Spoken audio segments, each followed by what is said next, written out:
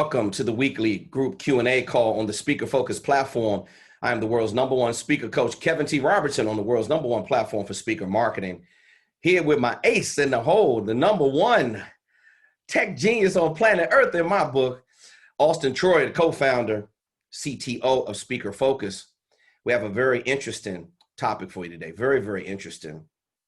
Today we're going to talk about how to add massive value as a professional speaker.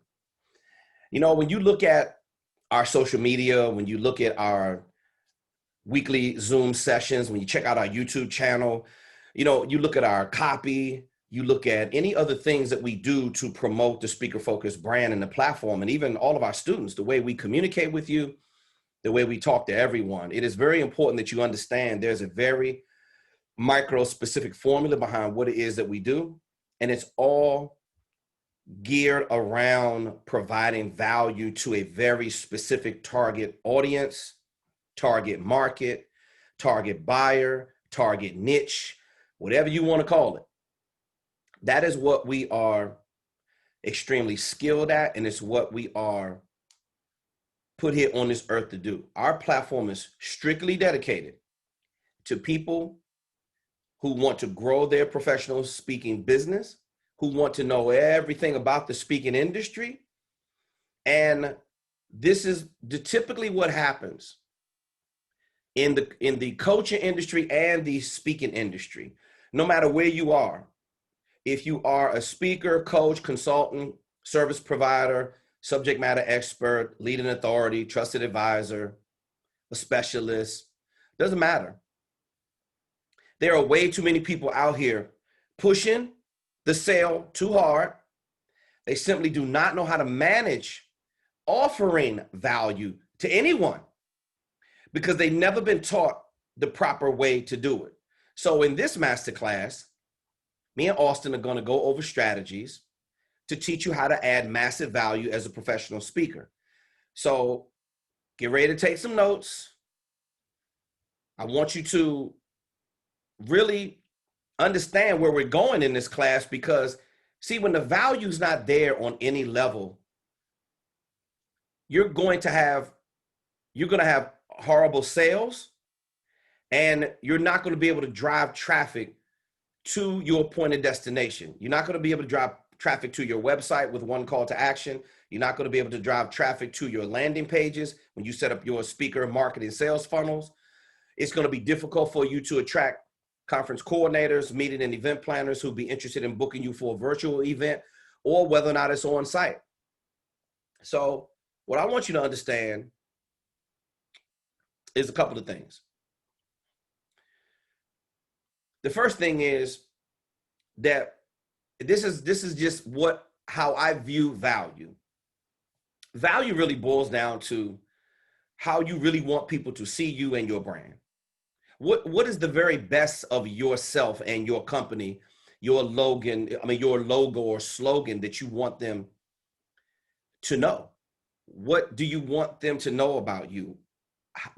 How do you want them viewing your brand?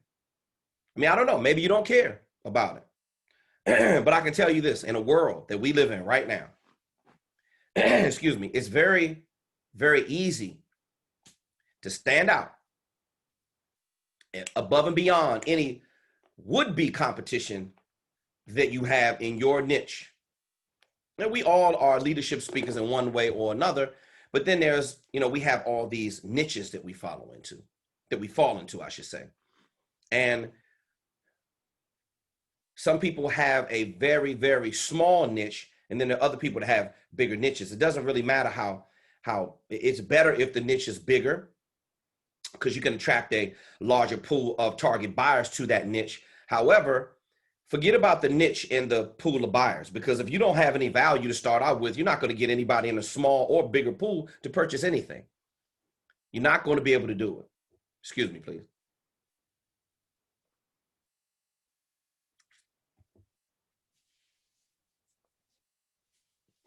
Cosmic cranberry. Man, that's good. Now, there is no way that you are going to be able to drive traffic and revenue Two things, and I'll get into my presentation. There's no way you're going to be able to drive traffic and revenue if your value isn't strong. Okay, let me say that again. The value in your business or your message as a speaker, there's no way you drive traffic and have a successful business model unless the value that you're providing is strong. Not weak, not vague, not outdated, not a bunch of copy and paste and remix stuff that you got from somebody else. No, something that's authentic, something that's strong. This is how you create longevity in the marketplace. You got to have something that's strong. So as I do a screen share, I'm welcoming anybody that is just chiming in. I want you to start to understand and feel the power of Kevin T. Robertson and Auston Troyer this evening. When I tell you I'm not even attempting to play games with you today. Today's masterclass, ladies and gentlemen, is how to deliver massive value as a professional speaker. The value is in your microphone. The value is in what you say. The value is in what you do. The value is in how you say it. The value is in the logo. See, the value is in the brand. You should be dripping value in everything you do as a professional speaker. Now, if you haven't ever heard me say it before, and if you missed it in some of the other masterclasses that me and Auston were on teaching, you have to understand something. In today's internet, with a lot of money moving around, the entire internet ecosystem, the entire cash system that we live in today is driving revenue, that where you have, 80% of people are spending 50% of their time on their phone or more. 78.6% of millennials make a purchasing decision right through their mobile device. So you have the majority of people spending time on their phone, and they're consuming all this data. Data usage is up. They're consuming all this content. What do you think they're on their phone looking at every day? They're looking at content. Your content has to be dripping with value. Not some bullshit that you see, because that's the majority of what's happening when you go to YouTube and look at any of your niches. Start really breaking it down. The people that's on the top, like me and Auston, are the people that's delivering the most value. The people that have the most sound programs, the most positive curriculum, the most beneficial user experience. The modules are put together in sequential order with the right things in there, really telling people what they need to be doing. Those are the people who are driving the most revenue. See, the numbers don't lie. Your shit is either converting or it's not. And how fortunate are we in a world that we live in right now, where people are going out of business left and right? You're going to see the systemic effects of this pandemic going on for years. It's going to take years before this goes away all the way. We're never going to get back to a world where we live in where it's going to be normal again. Somebody's going to have a mask on for some reason. I remember the first time I went to New York after 9/11. I actually did an interview with a big black hole in the back of me where the Twin Towers used to be. Now that's after they cleared it out. This was months after they cleared out all the debris. They were actually getting ready to go through. They had already decided they want to do a rebuild. And when I went to New York after 9/11, I saw people riding around New York with a full gas mask on. I don't know if you know how much gas masks are, like $600 and above. These people had full gas masks on after 9/11. So what do you think is going to happen right now? Yeah, some people are going to take it to the extreme. I get it. Some people, I'm probably going to pack a mask no matter where I go, because I don't know when somebody's going to ask me 2, 3, 4, 5 years down the line whether or not I need to have my mask on. We live in a different world. What me and Auston are doing and the Speaker Focus team, we are preparing you to survive and thrive in a new world. And the only way you're going to be able to do that is deliver massive value. Maybe you don't quite understand what we're doing here as speakers. I'm not talking about the majority of the YouTubers that you see out here. Everybody wants to be an overnight YouTube sensation. So you know what they're doing? They're just grabbing their phone. Yeah, we gotta inspire people. We gotta motivate you. You can do it. Okay, great.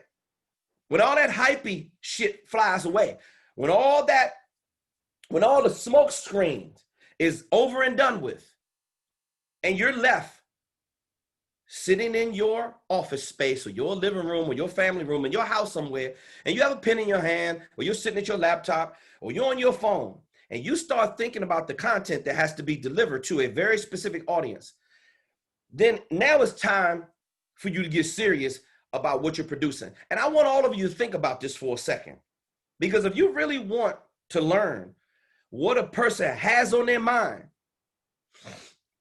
if you really want to learn what a person has on their mind, what they're thinking, all you got to do is listen to them talk.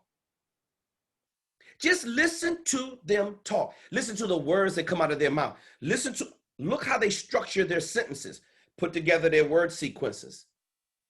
Look how they articulate a certain thing. Do your oratorical skills count? Damn skippy it does. Does it matter with the way you put together the word sequences? Yes, it does. I'm a target buyer just like you. I'm a consumer just like you, but I'm also a producer of content. And what I'm thinking about is, how is this going to be digested to the person that's in front of me? How can I deliver massive value to somebody in front of me? Because all of you got to get it right. See, the people that's on our platform, first of all, you made the application process. We just didn't accept you into the program just for your money. You made the application process because you already probably had a vision. I know, because I talked to the majority of you. You already had a vision. You were prepared to do the work. You could take it when I told you that I'm not going to be holding your hand or kissing your ass. I'm going to hold you accountable. Boom, check, check, check, check, check. You passed all of that. You were professional. You weren't afraid to do the hard work because you had to work. You had a lot of it done before you came on the Speaker Focus platform. But understand this. It's very easy for you to be number one when you're already coming into the coaching program good. Okay? Our job is to turn you into great. And we have every intention on being able to do that. All you have to do is make sure you add massive value. Not a little bit of value. I didn't say that. I didn't say add a whole lot of value. I didn't say, do an all right job value. I didn't say give value when you can. I said deliver massive value. You know what massive means? Look it up. Massive, humongous, enormous, gigantic, large. You need to be at the apex of delivering value. That is at the highest peak. And if you're not trying to do that, I don't know what the hell you're doing with your professional speaking business. Perhaps you don't need to be in business if you don't have the ability to serve and deliver massive value. I'm telling you that the majority of this stuff that you see on YouTube is a bunch of shiny objects flying around and some straight up bullshit. Now, I have conversations with people on the front lines every single day. Who do you think you're talking to? I see it every single day. What do you think? I don't have a smartphone too? You know, I'm looking for some quality when I go to YouTube, but sometimes you can't get to the quality unless you see a bunch of nonsense. Now, I want you to look at the nonsense, and I want you to see the differentiation. What is the separator from what they're delivering as a hype man or woman, as a motivational blowhard? I used to be one, but when I see it now, it makes me sick to my stomach. Can somebody please hand me a ginger ale or some kombucha so I can settle my damn stomach? Because it makes me sick to my stomach with the insane amount of people who don't give a damn about adding value. They don't care, because if you're going to care, you will be listening to this bullshit that's coming out of your mouth. The people that add value, they actually care about what they're delivering to a very specific audience. Now, if you're that person, if you are that person, if you are in fact very truthful and very honest, and you actually care about the consumers or the target buyer's learning experience, if you actually care, if you actually care about delivering massive value on such a scale that's incomprehensible to a person who doesn't understand it. I like it when the competition doesn't understand it. I love it when all these other coaching programs take some of our students who we go take through the onboarding process. I love it when the student tells us, we've been through this coaching program, and all of them out there, because there's only a handful of them, you know what they are, because some of you are in it right now. So why is it that when you were in that coaching program that no one took the time with you to give you massive amounts of value? How come nobody took the time on the onboarding call? How come nobody took the time with you during the strategy session to teach you more in a half an hour, 45 minutes than you learn in your entire coaching program on somebody else's platform? Now, I can't do anything about that. I'm only responsible for what you're learning and what we're delivering to you. I'm talking about if you're not a part of something that's bigger than you, something that you feel, do not forget about what you think. I'm talking about, can you feel it? Can you feel it deep down inside your spirit that this is something that is delivering massive value and is helping you every step of the way understand the entire speaker game? Because if you don't, you need to jump ship. That's what a lot of them do. You jump ship because there's no engagement, there's no interaction, there's no system of accountability. So you get distracted or you get discouraged. They're trying to teach you how to tell a cute story that is not delivering massive value, just telling a cute story and being a motivational speaker. It's also not delivering massive value if your business isn't automated. You know how many speakers that I talk to and I ask them, because I've been here before. How many people that messed up big time? Raise your hands. Everybody on here should have their hands raised up. Me, everybody. How many times when I didn't have a CRM, I didn't know how to manage a list. I wasn't sending out a newsletter. I wasn't sending out a value-based service offering, which I'm going to talk about in here. I wasn't doing none of that shit. Oh, I was talking loud and saying nothing. Oh, if I could just go back. And the 52-year-old Kevin can talk to the Kevin that was 18, talk to the Kevin who was 25, 26, 27, 28. I didn't really get my shit together until I was almost 30.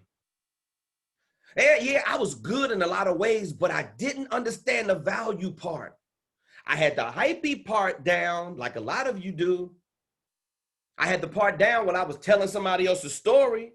I had the part down where I could schmooze you over real good. Ooh, I have the gift of gab. That shit is not enough, because none of it at the end of the day equals value. So there's no real value in the message. I'm going to go back to holding my head because I get a headache when I think about what I used to be. Now, my responsibility is to help the new people, but I'm talking to you like this because you got to stop this kind of nonsense. So they don't have any organized message, because they don't care about the value. That's the reason why your message isn't organized, because you're not listening to the words that's coming out of your own mouth. Another thing you're not doing, you don't have a CRM. You're not sending out anything. You're not creating multiple touch points with the target buyer. You don't understand how to talk to the target buyer. You don't understand how to connect with these conference coordinators. All you're doing is me, I. This is what you can do for me. Mistake.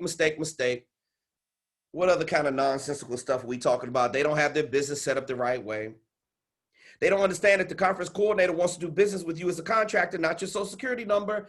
Then they don't have anything right about their social media. No social proof. No website set up with one call to action. No speaker video demo. They don't even know what a speaker info kit is. 85% of the students that I talk to, or the clients, I should say, prospects, I should say, that I talk to on the phone, they never heard of a speaker info kit before, which is the primary tool that the conference coordinator uses to assess what kind of value you have in your raggedy ass speaker programs. Then module 5 is, because no other speaker platform is talking about this high level marketing, even the basic LinkedIn organic outreach strategies that Auston teaches you right there in module number 5, they ain't talking about none of that. So you don't know none of that. So therefore, you don't have any idea. I know where all my stuff is. I don't even need to look at this table. I know where my drink is. I know where everything is. All right? I know it all. I don't need to open my eyes. So you're not adding any massive value because nobody's teaching you how to add the massive value. They're not getting all riled up like KTR. Damn, why is he so angry? Because I'm closing my eyes and I'm going back there talking to the old me. Get your shit together, Kavo. Come on, Kevin. Damn, you could do a better job than that. No, you can't, because you don't have access to the information, or your ego is so much in the way. You can't get out of your own way because all you want to do is talk about the stuff you want to talk about, which, by the way, a lot of motivational speakers are talking about a bunch of shit that flat out does not matter. They're talking out of their asses. I hear this stuff every single day. And then last but not least, you don't have any of the outreach marketing documents that you should have, where you can connect with the target buyer with the sales script templates, with the handouts, workbooks, worksheets. I mean, I got all the information up here. I'm looking for, I can see it. I'm accessing millions of bits of data. Why? Because I'm trying to provide value to you and deliver it to you on a day-to-day basis. Now, if you can't see your value inside your head, if you can't see all the mistakes you're making, you better go back and have a talk with your old self. Some of you need to have a talk with yourself, the self that you were yesterday. Because I still seeing you pull some of this bullshit on your social media. What do you think? You think I don't pay attention? You think I'm not watching? I watch every single last one of you. What you're posting, how you're posting it, when you post it. Some of you are still veering off the path and not following the system. Ha! Oh, you think you're smarter than the system, do you? Okay, well, keep under-delivering. When you don't understand anything about how to deliver value, your business is going to suffer.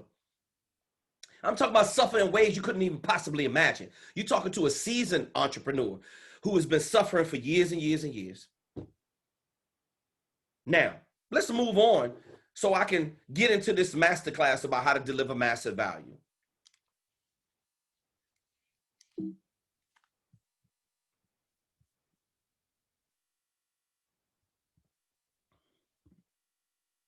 How do you add value is really the big question.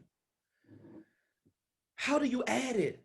Where does it come from? Oh, does it fall out the sky? The universe is going to open the heavens, and the value is going to drop out of the sky.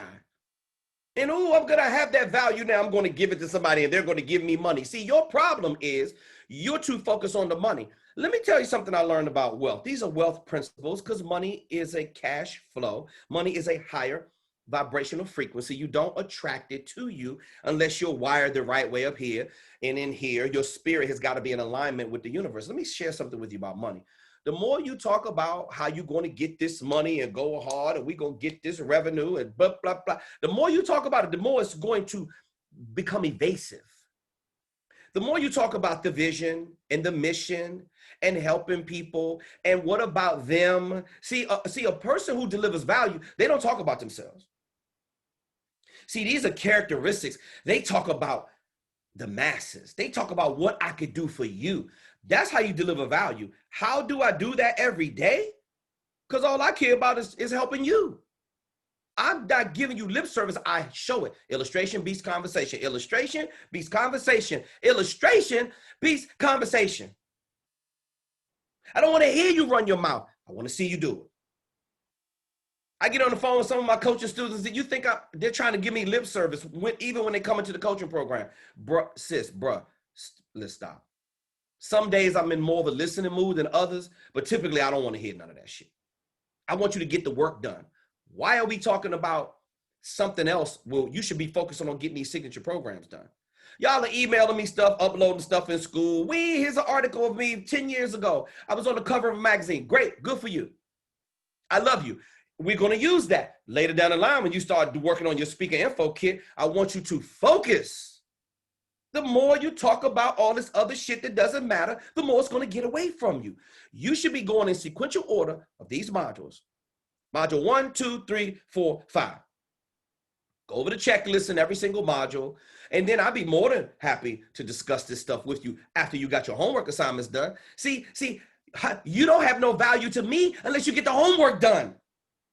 Just like I don't have any value to you unless I teach you what to do. Now, if you're dragging your ass, Netflix and chilling, not getting the work done, hanging out with your family throughout COVID, we were going out for ice cream. You know what? Good for you. I want you to keep on doing all of that, because if the more you keep doing that, all I know is some of you, the less my homework is getting done. And I'm not seeing it at all. With some of you, I'm not seeing any homework, but that's okay, because everybody got to go at their own pace. But don't talk to me when your bank account is upside down and your bank account has triple zeros going all the way across it because you aren't earning any money. Now I'm putting you on the fast track to get the money.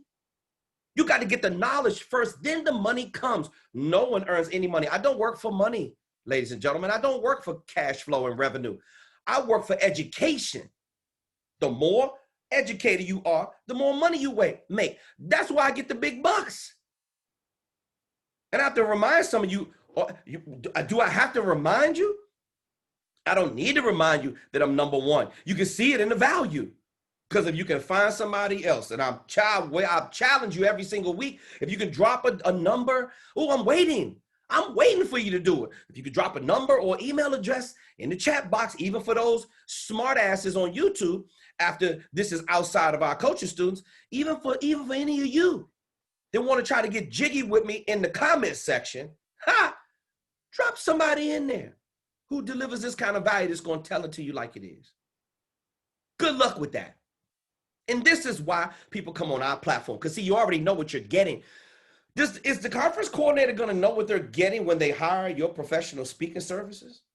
Are they going to get the very best of you in here, or are you going to give them lip service? Nobody likes lip service.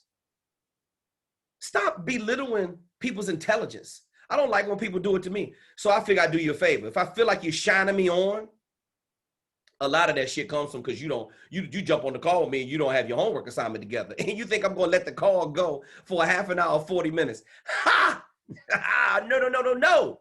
I'm going to free that time up to talk to people and give them the whole hour, whole 40 minutes, whole half an hour that are serious and prepared for next level success. Let's talk about a value proposition, because this is really what it boils down to, Speaker Focus community.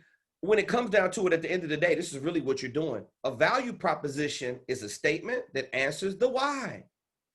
Why should the conference coordinator give you their money? A value proposition is a statement that answers why. Someone should do business with you. Why should you do business with Speaker Focus? Watch this. On the follow-up email, listen to this carefully, because I would never ask you to do anything that I'm not illustrating or demonstrating to you first, because that's called being a hypocrite. All right? Now, when you got your onboarding email after we had our call, it was a follow-up email before we even took your payment. It was an email that's so comprehensive. See, remember, a motivational speaker talks too much. A professional speaker or consultant lets the sales tools or all of the follow-up documentation do the talking for them. It's so comprehensive on the follow-up email.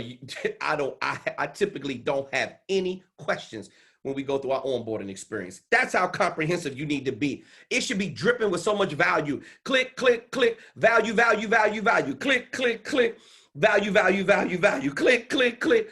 Every time they're clicking on a link, it tells them the reason why someone should be doing business with you. It gives them every reason why they need to be doing business with you, and it should answer every question that they have. If it doesn't, that means your outreach documents suck and your follow-up is horrible. I still see it every single day. Don't worry, we're teaching you how to put it together the right way so you don't have to fall into what 80% of these YouTubers are out here doing. They have no value, zero benefit. They think they got value. See, the ones that's running their mouths reckless, they think that they actually have some value. Thinking and knowing is two different things. I know we have value because I demonstrate it to you every single day. It is also, it should convince a potential customer. What is convincing about, ladies and gentlemen? It's not a strong arm tactic. Convincing is about the power of perception. It's about being influential. See, all of the sales tools that I told you about that we send to you, that you should be sending, to your target buyer, it's very influential. This isn't some hocus pocus bullshit, okay? It's influential. Why? Because it needs to convince a potential customer of why your service or your product will be of more value to them than similar offerings from your competition. I mean, look, ladies and gentlemen, whether or not you like it or you don't like it, learn to love it because it's the best thing going. I'm the world's #1 speaker coach. You should get used to it if you're not already used to it right now. My value proposition is I'm dripping with confidence. My value proposition is I don't promise you some bullshit. I guarantee you I can teach you how to do this business and walk you through step by step by step by step through every single module. I don't make promises. I make guarantees. That's the difference. Now, if you can't make guarantees, which a lot of you wouldn't even begin to part your raggedy lips to even attempt to make a guarantee because you don't have no value in your program and you know it. And that's the reason why you position the offer the way you do. Hey, let me tell you something. This shit is laughable to me. I want you to be able to laugh like this as well. Well, you can laugh when you're #1, and I'm going to be it forever. Now, I want you to be #1 as well. You cannot exude this kind of confidence, ladies and gentlemen, unless you know for a fact. I'm not talking hyperbole. I'm talking facts. Facts, facts, facts. It should convince a potential customer of why the service or product will be of more value. Look at the definition. Ooh, I love these beautiful word sequences. It should convince, influence, get them to commit a potential customer why your professional speaking services or the product that you deliver will be of what? Did I say less than or more than? I said more value to them than similar offerings from your competition. Please. I don't even have any competition. This is going to take these cats 50 years to catch up to what I'm doing and what Austin's doing. And maybe after 50 years, they can maybe deliver 25% of what we're doing. See, that's how confident you got to be in what you deliver. And I'm on the path to losing another 50 pounds. What do you think is going to happen when I get more energy than I have right now? You don't even want to see me when I got more energy than I have right now, because it's going to happen. See, I'm prepping myself right now. This is October. October is one of my favorite months. You know why? Because it's still got some beauty left. The foliage is there. The colors of the world start changing. And October is our planning month. Me and Austin already got our goals for 2021. How about you? Huh? I'm not hearing you. Do you have your entire 2021 campaign plan out? You can do this when you create more value. Oh, we got some stuff coming for you you aren't even ready for. A value proposition, ladies and gentlemen. It has to have value and be dripping in every single thing it is that you do. So you don't even have to worry about competition. When you have value, the majority of these cats in your niche, in your mental health niche, in your entertainment niche, in your health and wellness niche, in your OSHA, in your safety niche, in your entrepreneurial business development niche, whatever your niche is. The ones who are reigning supreme at the top, cream rises to the top for a reason. I mean, get your flotation devices ready if you're ready to be at the top. And you don't do that unless you possess extreme value. Deion Sanders said it's not bragging when it's the truth. I'm talking facts. See, because a lot of people are probably already looking at you sideways right now. The fact that you got a discipline of service, you got a big heart, you love helping people. Why is the value proposition important? You notice how I start these master classes off with definitions to set the tone. Maybe perhaps you don't know what it is. I don't want to assume that you know what it is or not. You need to understand what a value proposition is. What now? Okay. Well, first we talked about what a value proposition is. Now you got to understand, why is the value prop important? That's what they call it in marketing, by the way. It's called a value prop for short. Now, it improves customer understanding and engagement. Let me go back to what I told you before. Why do me and Austin have a speaker-focused demo? Because it walks you through every single module and it tells you exactly what you're going to be learning out of the program. It's 1 hour and 8 minutes. Why would I take the time to sit there and record that? It improves customer understanding and it keeps them engaged. Why do we do the weekly group call? Oh, because some of you right now, you need to be following the same pattern that me and Austin are doing. You need to be doing a weekly group call as well with your clients. You need to be interviewing your clients. You need to be constantly connecting with them through your newsletter or your email marketing campaign. You need to be sending them out constant communication all the time to stay TOMA, top of mind awareness. Improves customer understanding and engagement. When your customer's confused, they're not going to spend any money. If your conference coordinator doesn't understand the why behind your brand, they're going to keep their wallet shut. And then you're going to see triple zeros all the way across on your bank account. A powerful value proposition. Look at these beautiful word sequences. A powerful. They didn't say a weak. They said a powerful value proposition helps your customers truly understand the value of your company's products and service. A powerful value proposition. Not some weak, vague, outdated bullshit. All you YouTubers out there, I want you to listen to yourself. You're not listening to the way you talk. I guarantee you're not listening to the words that's coming out your mouth. Because if you understood what consumer behavior was all about, if you understood what a real value proposition is, if you understood why it was important, I got these definitions memorized. Do you? Do you? It's a simple yes or no. Because when you start memorizing stuff like this, you start absorbing this type of beautiful word sequences and empower yourself with the right kind of information.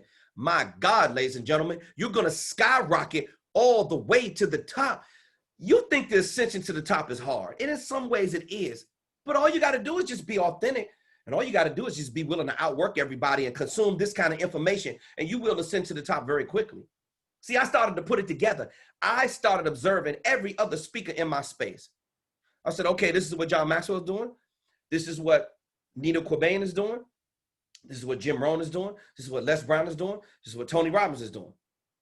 This is what Jim Britt is doing.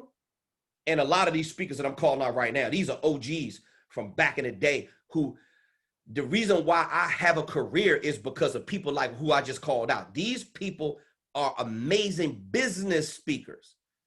Think about that motivational speaker bullshit. These people are pioneers in this industry to make it possible for me to understand what a value proposition is. These people are masters at selling from the stage. These people are masters at putting butts in the seats. So you don't know nothing about that because all you're doing is focusing on you. Now, that's not a direct insult to some people, but if the shoe fits, wear it. And if it doesn't fit, you need to go out and buy a new pair of shoes. Maybe you need that new shoe called value prop. Maybe you need to cop you a couple of pair of value props. It's all about, it also helps your ideal customer. Listen to these beautiful word sequences. Look at the words. It helps your what? Not customer, ideal. What does ideal mean? Specific, target buyer, target audience, target niche, target market. Ideal, somebody who is suited for your program, not forcing it, all organic. It helps your ideal customer to see how your services benefit them and are their best available option. Let me tell you something. Customer is only as good as their next available option. But if you have a strong value prop, ladies and gentlemen, they won't even entertain going anywhere else. I have some products that I've been buying for years and years and years. I simply love the products. I won't even entertain purchasing another kind of toothpaste, another kind of laundry detergent. It's a certain kind of shoes that I like. Well, I like a lot of different brands, but then I get very niche. Like when it comes to like skincare or stuff that I put on my face or I like to shave with, I like a specific brand. And this is what I learned. When you buy a cheap pair of clippers, it's going to give you a cheap shave. My clippers cost $279. I buy the clippers that the barber uses. I'm talking about the barbers who want to cut, 3 to 4 heads an hour. See, that's a barber who has better equipment. My equipment's better than yours. My digital marketing guy is better than yours. My speaker coaching students are better than yours. My speaker coaching platform is better than yours. Why? Because it's a better value prop.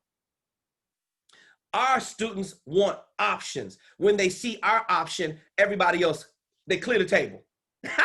That's how strong you want your value prop to be. When they read your follow-up email, when they look at your signature programs, they will not entertain anything else. You know what they say? Do you know what they say immediately? They say, KTR, I'm feeling it. Let's rock. KTR, let's go. I don't need to hear no more. The value prop is so strong. By the time I get on the phone, I don't even have to do any talking. This is how easy this is when you do it the right way. But you got to have the right kind of sales tools, and you got to build it the right way. Last but not least, what is your unique value proposition? Let me go back. The first thing is why someone should be doing business with you. Tells you what a value proposition is. Next thing is, why is a value proposition important? Because customers want the best available option to them before they part with their money. They want real services. They want the truth. What is the unique value proposition? What is your unique value proposition? You know, again, it's the separator. It's the differentiator. It's the thing that lets them know I'm dealing with something I ain't never seen nothing like that before. I've never heard anything like, I've never felt anything like that before. See, we talked about the unique customer service experience last week. Go look at that masterclass. That was over 2 hours and 20 minutes worth of fire. Also known as a unique selling position, or USP. Unique selling position. A value proposition is a unique I have a unique selling position. I'm the only African-American speaker coach in the history of this business. Excuse me. History of the 40-year plus time frame of the internet. History of digital marketing.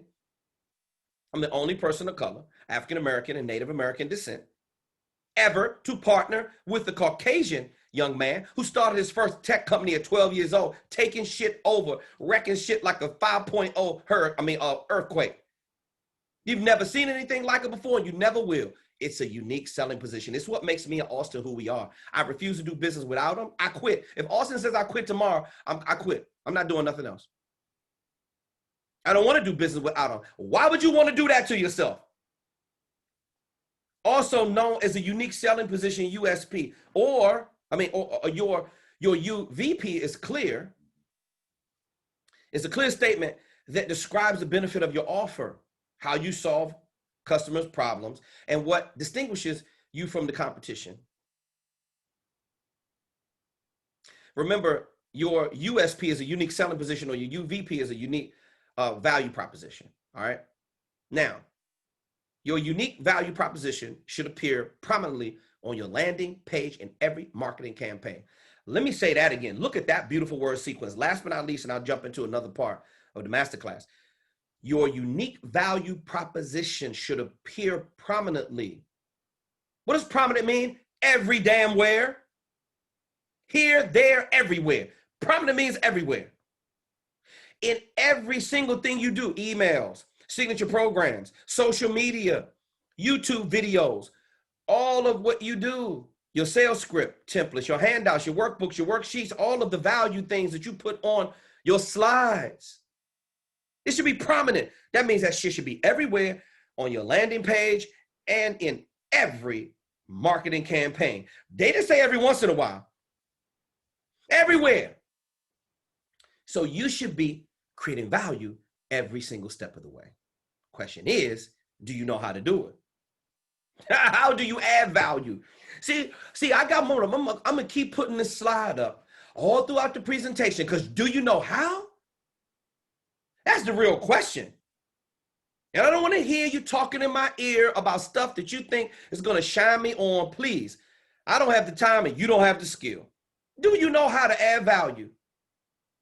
Don't try to be slick. Your gift of gab does not work. These conference coordinators are smart, especially the ones that's booking speakers virtually on the $5,000 to the $7,500 to $10,000 plus level. These conference coordinators aren't going to give you a damn dime unless they know for sure that you are the real deal.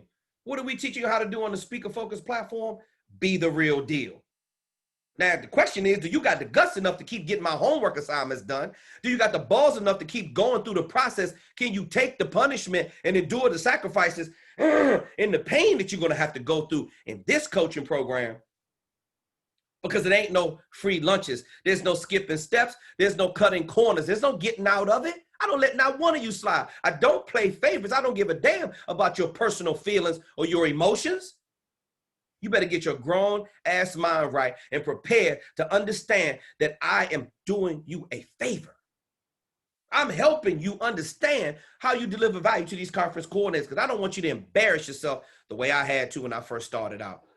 Let's keep rocking and moving forward. Are you ready? Do you know how to add value in your particular niche? Use content as a lead magnet. I mean, if you don't understand by now that every single thing that me and Austin do is about content, okay?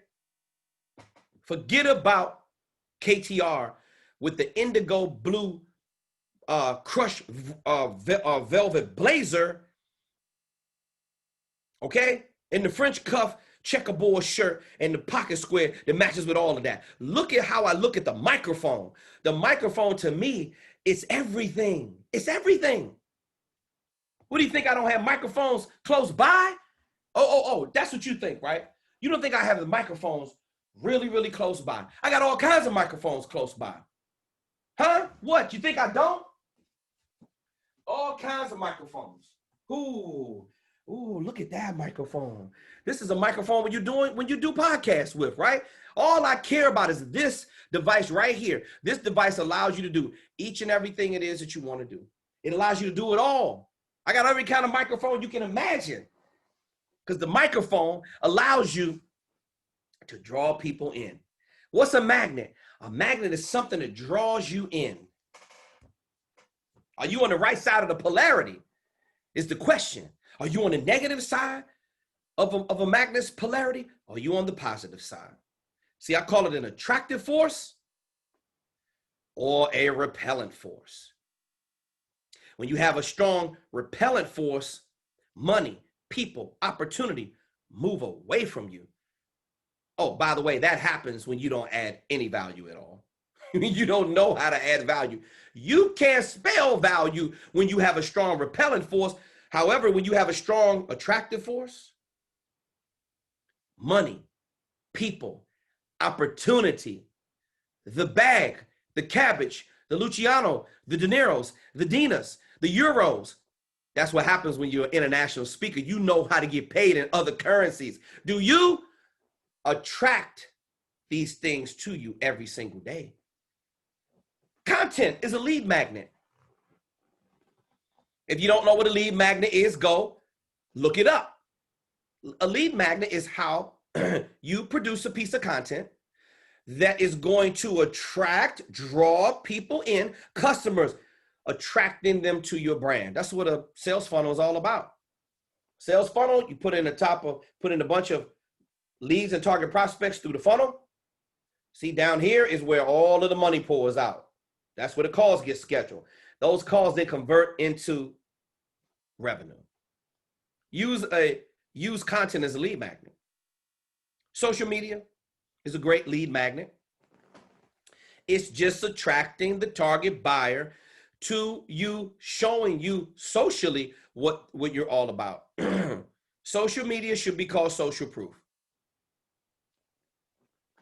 That's my definition of it. You should be trying to prove to the conference coordinator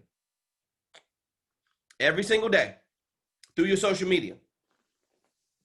That's how you can attract buyers to your brand. Oftentimes when, when a conference coordinator, meeting or event planner, when the conference coordinator goes to your website, when they've looked at one of your follow-up emails or one of your outreach attempts, first thing they're going to do is Google you.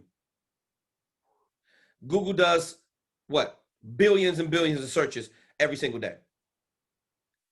But when you've created a real brand, when you have a large social media presence and you know the right things to put on your social media, and the conference coordinator goes there, watch this, conference coordinators are nosy and curious just like everybody else. I love doing research on new clients. I checked all of you out. I got my ways of finding out whatever it is I need to know. I checked all of you out. I know what you're doing. I know what you're not doing. I go to all your social media. So the more links that you have, I'm going to click on all of them. If I'm the conference coordinator, you know why? Because I'm asking myself, why should I stick my neck out on the line for you? Do I see any value in your messaging? Do I see any value in your signature programs?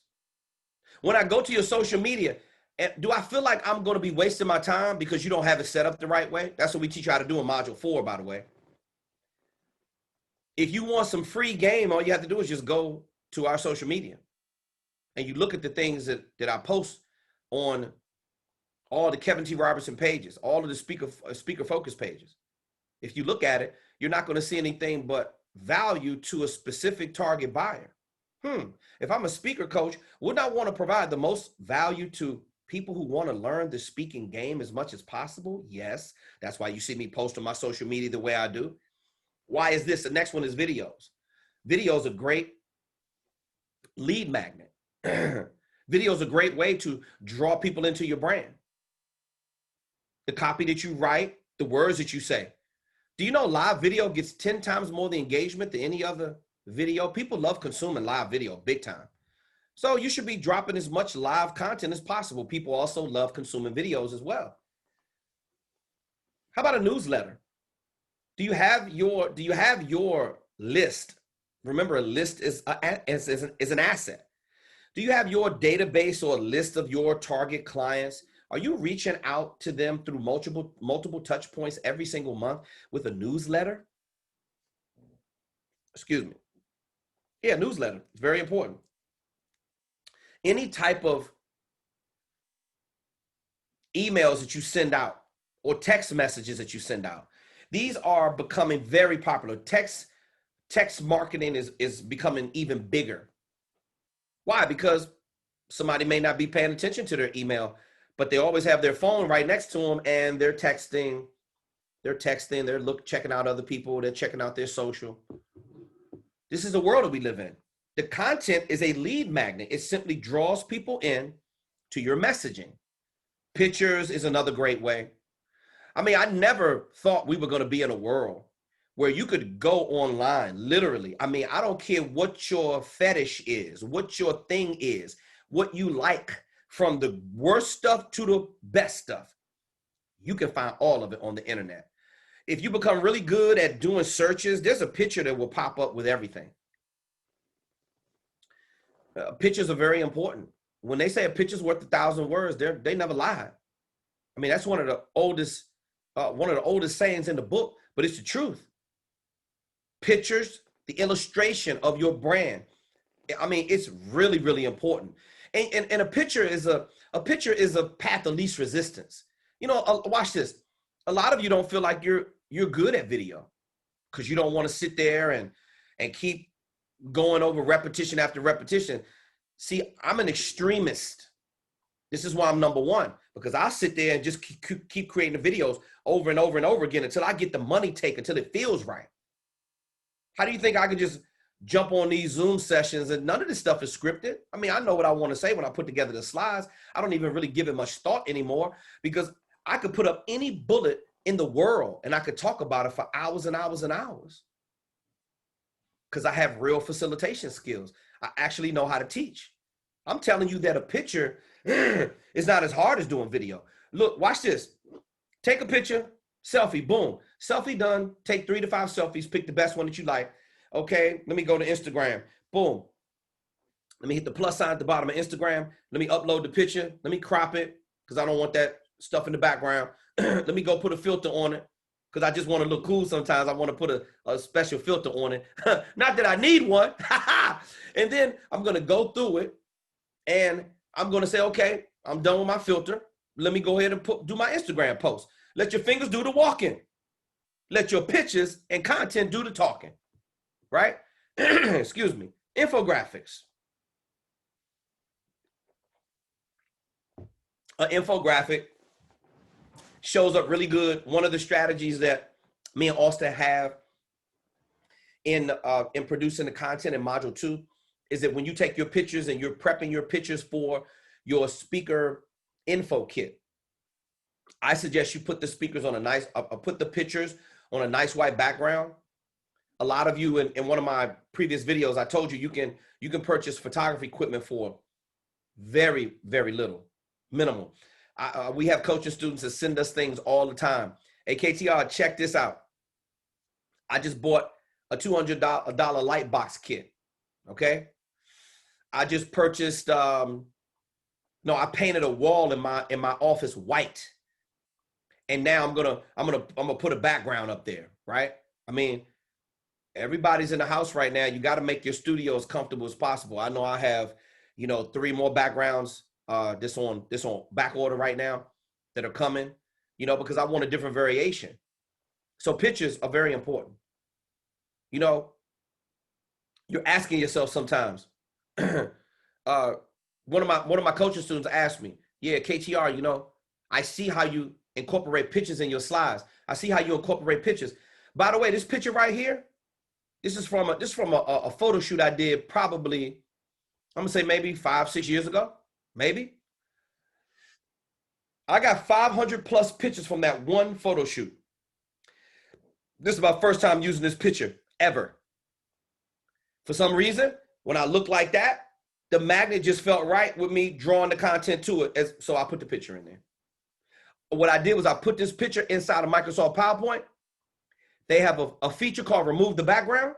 Now this picture right here, when I did the photo shoot that day, I had a green background, a burgundy kind of burnt umber color as the background, black background, white background, in the chroma key green screen background. That was on the burgundy background. All I did was just hit the remove background feature inside of Microsoft PowerPoint, took the entire background away. I had to play with it a little bit, I had to clean up a couple of things on there, get it just right, and boom. But it took me maybe 1 to 2 minutes to crop that picture, remove the background, and have it ready to be imported into this slide. I mean, it doesn't take long. Infographic, you can create an infographic out of anything. Digital marketing campaigns. Me and Austin use great copy, world-class copywriting skills. We teach you these things in module number 1. It's a lead magnet. What is a lead magnet? It's to attract people to your brand. But when you get them there, you got to have some real value. Any type of tip sheets, handouts, or workbooks after you finish performing, if you're doing live engagements, even if you're doing virtual events, you still want to have these type of links or tip sheets. You see Austin put a lot of Google Docs in our chat box. We put a lot of stuff in there so you can go back in the chat box and you can open up the document. Handouts, workbooks, worksheets, tip sheets, all this kind of stuff, articles and blog posts. You want to be able to share things with people that are lead magnets. There's something to make you want to go to that blog and read it. I'm constantly emailing my students articles because I do research every single day. I have to stay on the cutting edge of this stuff. You can't be slipping when you're in this industry. It moves really, really fast. Remember, me and Austin, what we really have is a technology company who happens to provide techniques and massive value for professional speakers. Promotional leave behinds. These are really great because now you can put like a postcard, you can even they come in all different sizes. You can leave these kind of promotional things. I used to have these glossy pictures with my contact information at the footer. So when a person now, I would have these, let's say I did a keynote speech with 1,000 people in the ballroom. So one of the requests that I would have for the conference, the meeting planner, is I would say, hey, can you make sure that one of these is put in everybody's seat? Or put it at their table. I like putting it in the seat personally because you got to say, oh, damn, before you sit on it, you're going to see what's in your seat. So they pick it up and now they're looking at my picture. You already know what kind of picture they're going to be looking at. Something that's professional and something with my contact information. I'm trying to create, no, I'm not trying. Yoda says there's no try, there's only do. I'm not trying to do shit. I am creating top of mind awareness in every single thing I do. I'm creating branding impressions. If you haven't forgotten it, me and Austin, we create millions of branding impressions every single month. And it's when it starts snowballing and getting out of effect, there's no telling who's looking at your stuff. You can promote your brand, a book, an ebook, hardcover, or an ebook or a hardcover or soft paperback is a great way to kick down some doors.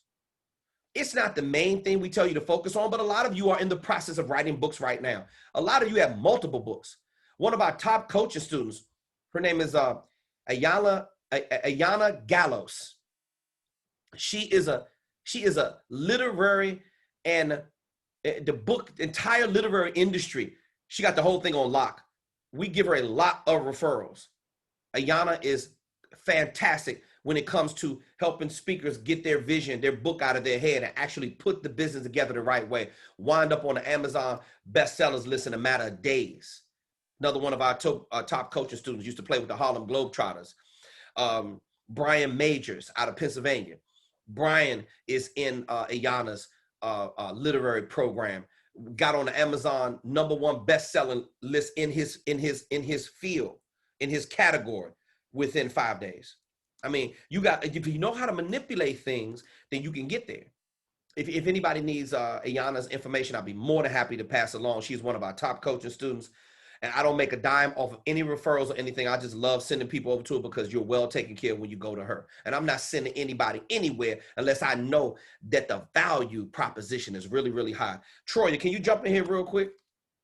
Let's hear what Auston Troyer has to say about lead magnets.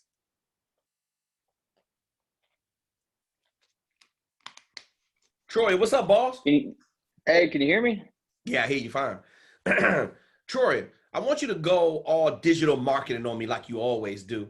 And I want you to give me your definition of what a lead magnet is, what a lead magnet is supposed to do, what is the value of a lead magnet, and how should it be done correctly?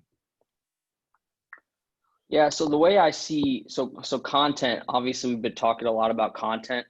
In this new world that we live in, content and, software are the main ways you become wealthy. If you look at the Forbes 10, Forbes 100, majority of them are, content and technology focused. And what we teach in our program is, all of our students need to be very focused on creating content, because that's how you're going to blow up your brand. That's how you're going to deliver the most value.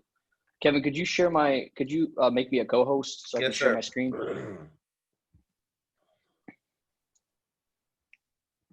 Boom. There you go. Okay, let's see here. Sorry about that, bro. Oh, you're good. Okay, can you see my screen, Kevin? Yes, sir. I'm in it. Auston Troyer's about to go to the whiteboard. So the way we see it is, content. So delivering value as a speaker, the main way you deliver value is creating content, whether that's creating content for your current customers or prospective customers, like Kevin mentioned, prospective customers being, conference coordinators that are just hearing about you or just coming across your profile, people you're reaching out to. So these are the two main people we're creating value for. And the way we create value is with content. Now, what is value? Kevin's been saying this the entire time, but what is value? So the main things, what is valuable to our target audience, being conference coordinators, event planners, etc. So what's valuable?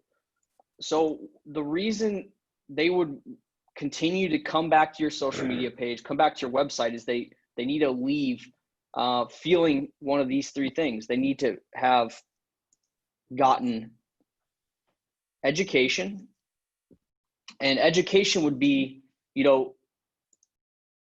we all have a certain subject matter expertise, and ours is always unique.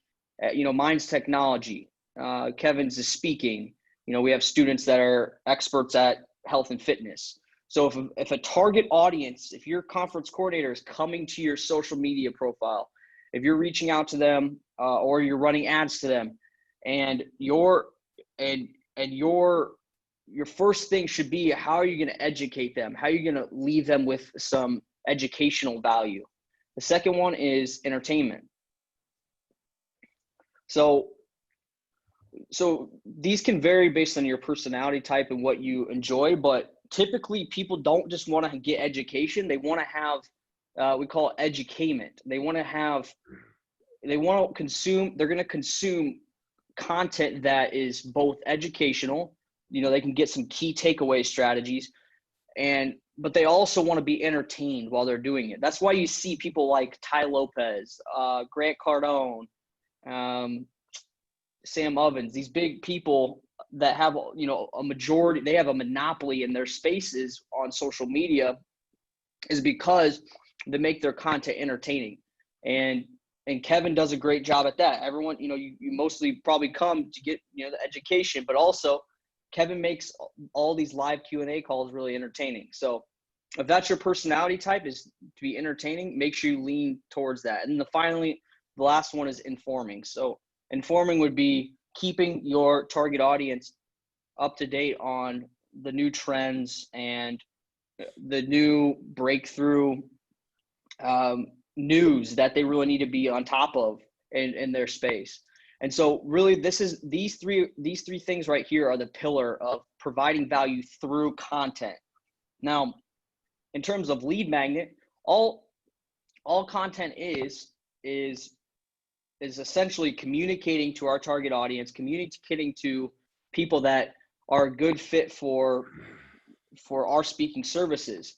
And what we're doing every time we put out content, so we have content we create on all these different, we call them mediums or channels. A channel could be social media. A channel could be your email list. A channel can be your YouTube channel. Your channel could be your website. Channels they're important, but they're not the main thing. All we're doing with these channels is distributing the content that we create. And so essentially, if we have content, we have content at the top here.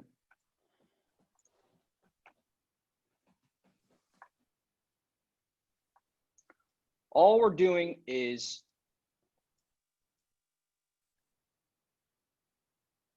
we're distributing the content on all these different platforms, all these different channels. Kevin mentioned text, great channel. But you have to remember, the channel is not the important thing. And it's not what you need to master. What you need to master is this right here, is the content. And you need to be in your space as a speaker, you need to be the foremost expert on your subject matter expertise, which means you need to be researching every single day. Like Kevin said, you need to be getting better on all of these right here. You need to figure out how you're going to become more entertaining. We teach that in the program. Being more entertaining is just being a better communicator. It's being able to simplify your message down to a point that makes it real easy for the audience to consume. And you need to constantly be providing new value in terms of education and informing your audience. So that's the way I see it, is we really need to focus on, if we want to provide the most value in our space, we need to figure out how are we going to create, all I see value as is content. How are we going to create the best content? And we did a Q&A session on creating content. I think I would reference that as well, as, how are you going to put out your content, how are you going to distribute it to all these different channels in a way that's educational, it's entertaining, and it informs your target audience. And when you do that, you're going to have plenty of leads. You're going to attract plenty of target audience, as long as you're putting out the best content, the most valuable content. Mm-hmm. Absolutely. Also, let me ask you a question for our platform. Maybe curious to know this. When it comes to the distribution channels and the growth of those channels over the years, like, when obviously when social first came out, maybe it was just a Facebook and a Twitter around. Then you have all these other distribution channels that start popping up. How do you know whether or not you should be on that particular channel for distribution based on your niche? Like, how would you assess what is good for you and your brand? Yeah, so this starts with your target audience. Where are they hanging out? That's the low-hanging fruit. Where are conference coordinators hanging out? Well, it depends. It depends what niche you're in. If you're in a speaking niche, that's conference coordinators are speaking, or they're maybe let's say it's a video game. You're a speaker for the video game industry.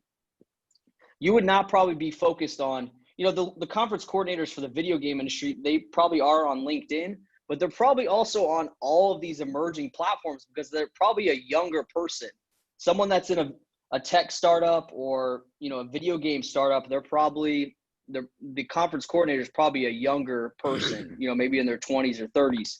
So the younger people are starting to, they're coming on new platforms. And what happens with platforms is they age up over time. They start out very young.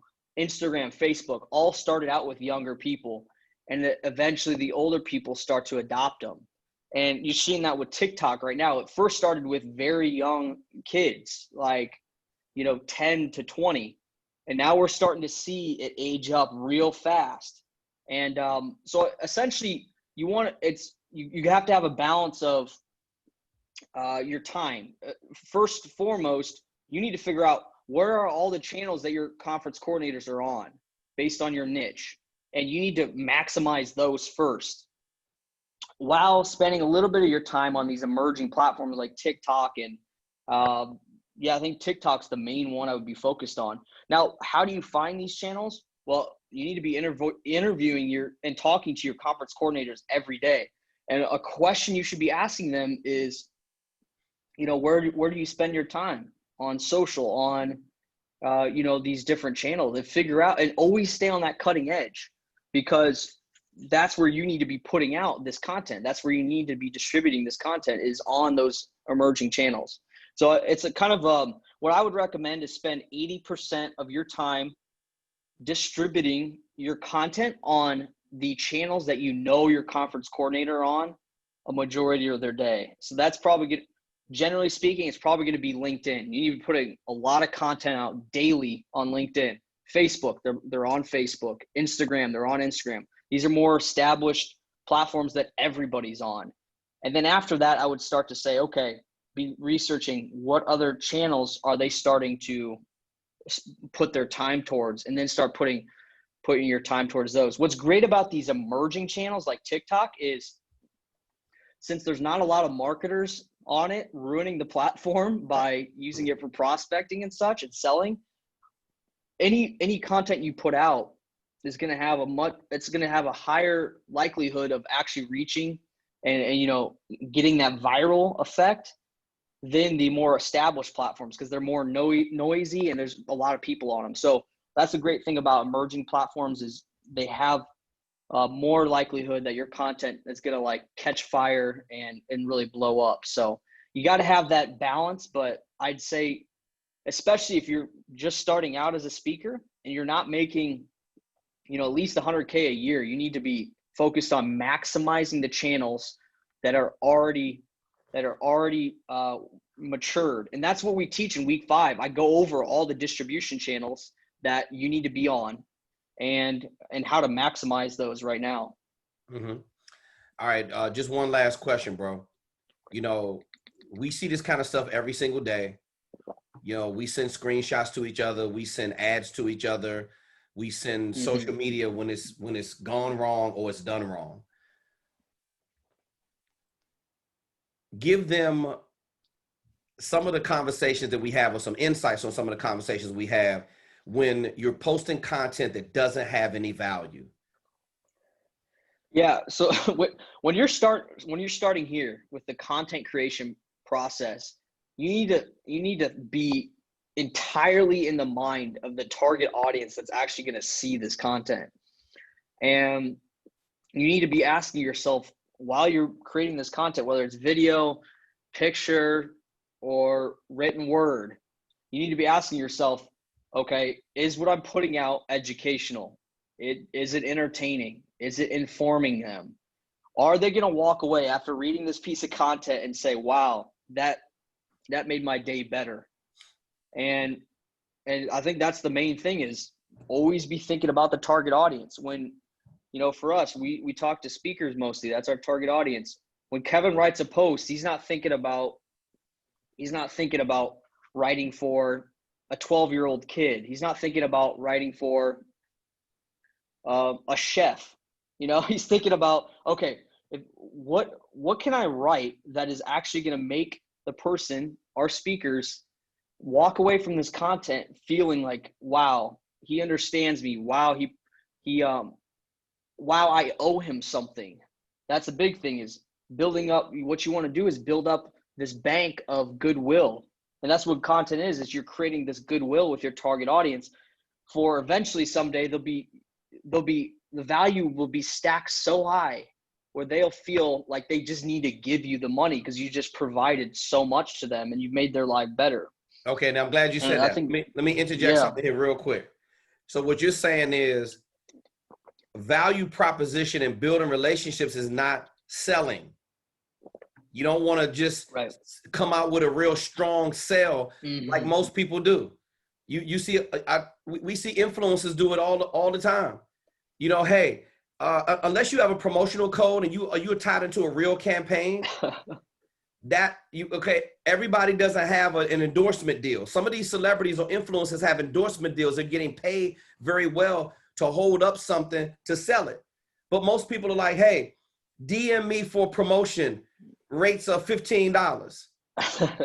This is the kind of stuff that we see all the time. We even see speakers, hey, book me for a speaking engagement and put their contact information at the bottom. Austin, why is that the wrong way to do it? Well, it really goes back 100, 500 years. And it's really what's ingrained in humans. Humans are naturally fear-based. And, everyone personally cares about themselves. They personally care about them getting the lion's share of, their industry, their market, their job. They want to be the best. They want to get the most. Cash in their bank, really is what it comes down to. Cash in their bank, notoriety. And just like back in, the caveman days, or back when we were all hunter and gatherers, the main thing we were focused on is, how do we, one, become the king? How do we get all of the resources? And then, two, how do we reproduce at a higher rate? And that is still very much ingrained in humans. And so when we're selling, naturally, the first thing they're thinking is, all this guy wants to do is take my money, my limited resources. He wants to take them. Okay, why would I want to do that? It's one of the hardest things is getting people to give up their resources, because we're naturally, we want to store it. We're afraid of what could happen with that money. We're afraid of losing it all and not getting anything in return. So naturally, what we want to do with content is we want to put in the heads of our target audience, our prospects, that we're not here to just take your money and run. And the number one thing we're trying to do with sales is build trust. Trust, it runs everything. And how do you build trust? You provide value. You actually give a shit about the other person and make their lives better. And so they know, okay, well, this guy, our entire relationship, he's reached out to me. All he's wanted to do is actually help me. And he's actually helped me. He's not just said that and then, tried to grab my credit card, before he even provided anything. He's actually providing value. And what happens is that trust rises tremendously. And now they feel like, okay, I trust him with my money. He's going to actually make my life better. He's going to actually come into my conference and make my audience members walk away feeling like they got education, they were entertained, they were informed, and that he is a subject matter expert. He actually knows his shit. He's not just hopping in a bunch of different speaking niches, trying to take everyone's resources so that, he can, just make a bunch of money. That's not what you're trying to do. And that's all it comes back to is, are you putting out content that's right, raising that trust level with your target audience. Absolutely. I believe we have Troy, check the chat box. I believe Denzel has his hand up. Let's go ahead and take a question real quick before we move on. Yep, Norma. So we got Norma put a question in there. Hold on, let me open up. She put a question in the Q&A box, and then we have, okay, and then we got Aileen Peters as well. Okay. So let's unmute them. Yeah, Aileen. Let's. I think I saw Denzel's hand up first. So let's Oh, go to him. Denzel. Okay, perfect. Let's go okay, to Denzel first. Denzel, you're unmuted. I want to get out of this screen share real quick. What's that? I said we're going to stop the screen share for a second. Okay. Okay, Hey, Denzel, you're unmuted. You guys see me? Denzel, go ahead, boss. Yep. You guys hear me? Yes, I hear you. Okay, great. Okay, awesome. How are you guys feeling, man? Super fantastic, man. Feeling good, man. Your phone is breaking up a little bit, but you're back. Great. I hear you. Yeah, no, that's what's happening with you guys too. So that's gonna make sure it was coming through clear. But Austin, I got a question for you. Yes, sir. Let's say, okay, so my social media, I know we're saying that we gotta be putting out a lot of content that's gonna be helping our target audience. But let's say, okay, for instance, if your social media now, but it's just putting out something else, some other business that you're doing. Like I'm building, like I do a lot of ghostwriting.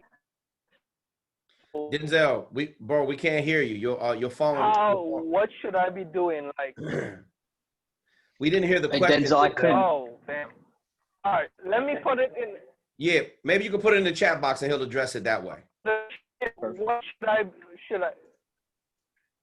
Yeah, let me do that. Okay, no problem. No problem. Yeah, put it in the chat box and we'll address it immediately. Just type it in there real quick. Okay, now I believe okay, great, thanks. I see no problem. I see somebody else with their okay. Denzel, make sure you put your hand feature down. Tacey, can you hear me? I can. Can you hear me? Hey, Tacey, how are you? I'm well, and yourself? I'm doing super fantastic. Tacey is brand new to the Speaker Focus platform. She is a seasoned speaker who needed help with marketing. How are you this evening, Tacey? I'm good. I'm blessed no matter what it looked like.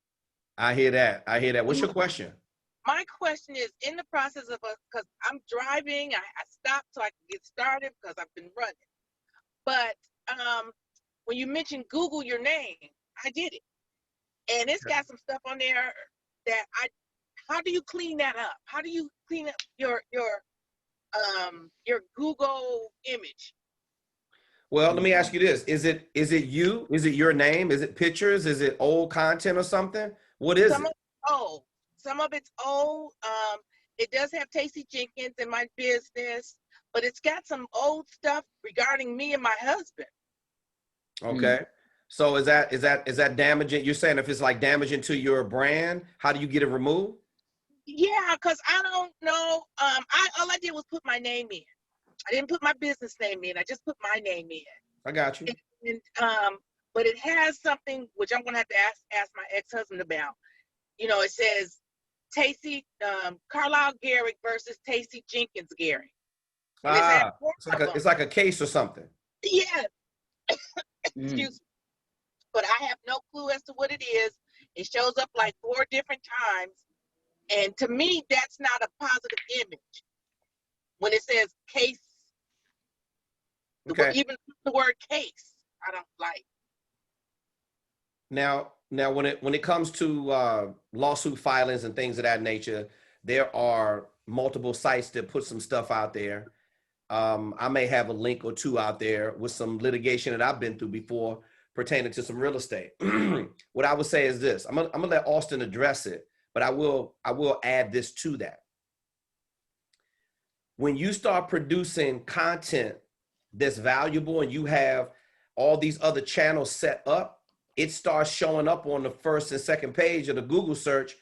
So in other words, any negative stuff may get pushed back to page 2 or 3, or it may end up disappearing over a period of time. Austin, what would you have to say to that? No, that's exactly it. There's obviously there's probably some low hanging fruit. There might be some social channels that we can take down that might have bad content, something that you actually have control of. You can log in and get rid of it. We can clean all of that up.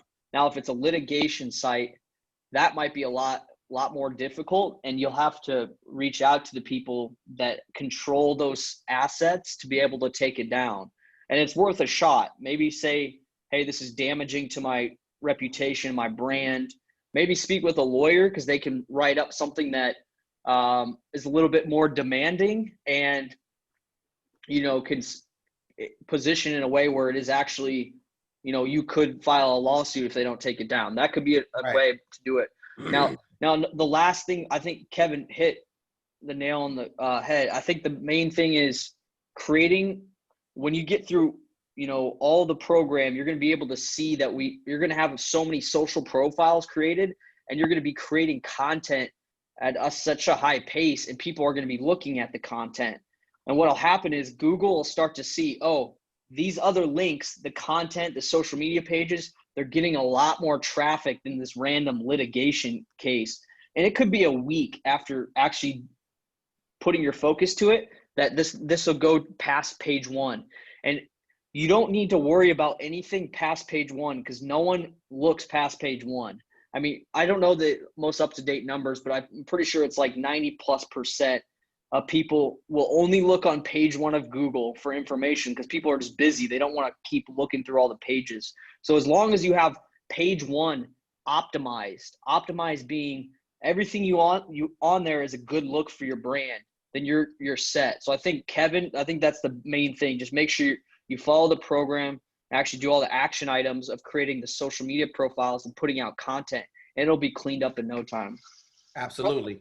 And Tacey, one last thing, and we have a couple other questions that we have, unless you were finished with your question. This is why we've had Ward White on our team for the longest time. Not only is he one of the best entertainment attorneys in the business, he's been lead counsel for me and my brand, and now for me and Austin for the past 31, almost 32 years probably. So I've had counting, we're going on 15 stalkers, Austin. We had to put peaceable restraining orders on 2 of them. Litigation is a part of a brand. And litigation is a tool. That's how you have to look at it. Now, if you have an attorney, this is not legal advice, but I'm telling you right now, I don't have to worry about stuff like that. Whenever I got a new stalker, I just tell Austin about it. Hey, put her on the stalkers list. Okay. Now that person becomes on our radar. And then if you got to get real ridiculous with it, then I just hand everything over to Ward. He sends people a cease and desist letter. We've had people try to threaten our brands before with, I'm going to put a video out on you about this and that. Soon as Ward send them that letter and they realize we got some legal power behind us, believe me, you never hear nothing else from them ever again. So I hope those 2 things help. You probably have to put some energy into it, and then that link right there will not be a problem for you. Tacey, we're going to make sure we focus on all the right things, so you got the right kind of activity going on, so you don't even have to worry about this other stuff over here. Okay? All right. Thank you. Very welcome. We'll be talking to you again soon, too. Of course. Okay. Okay. All right. We're going to go back to Denzel's question, Troyer. He put it in the chat box, I believe. So you want to read that off and then address it? Yep. He said, should I get a new social media account to manage my speaking content?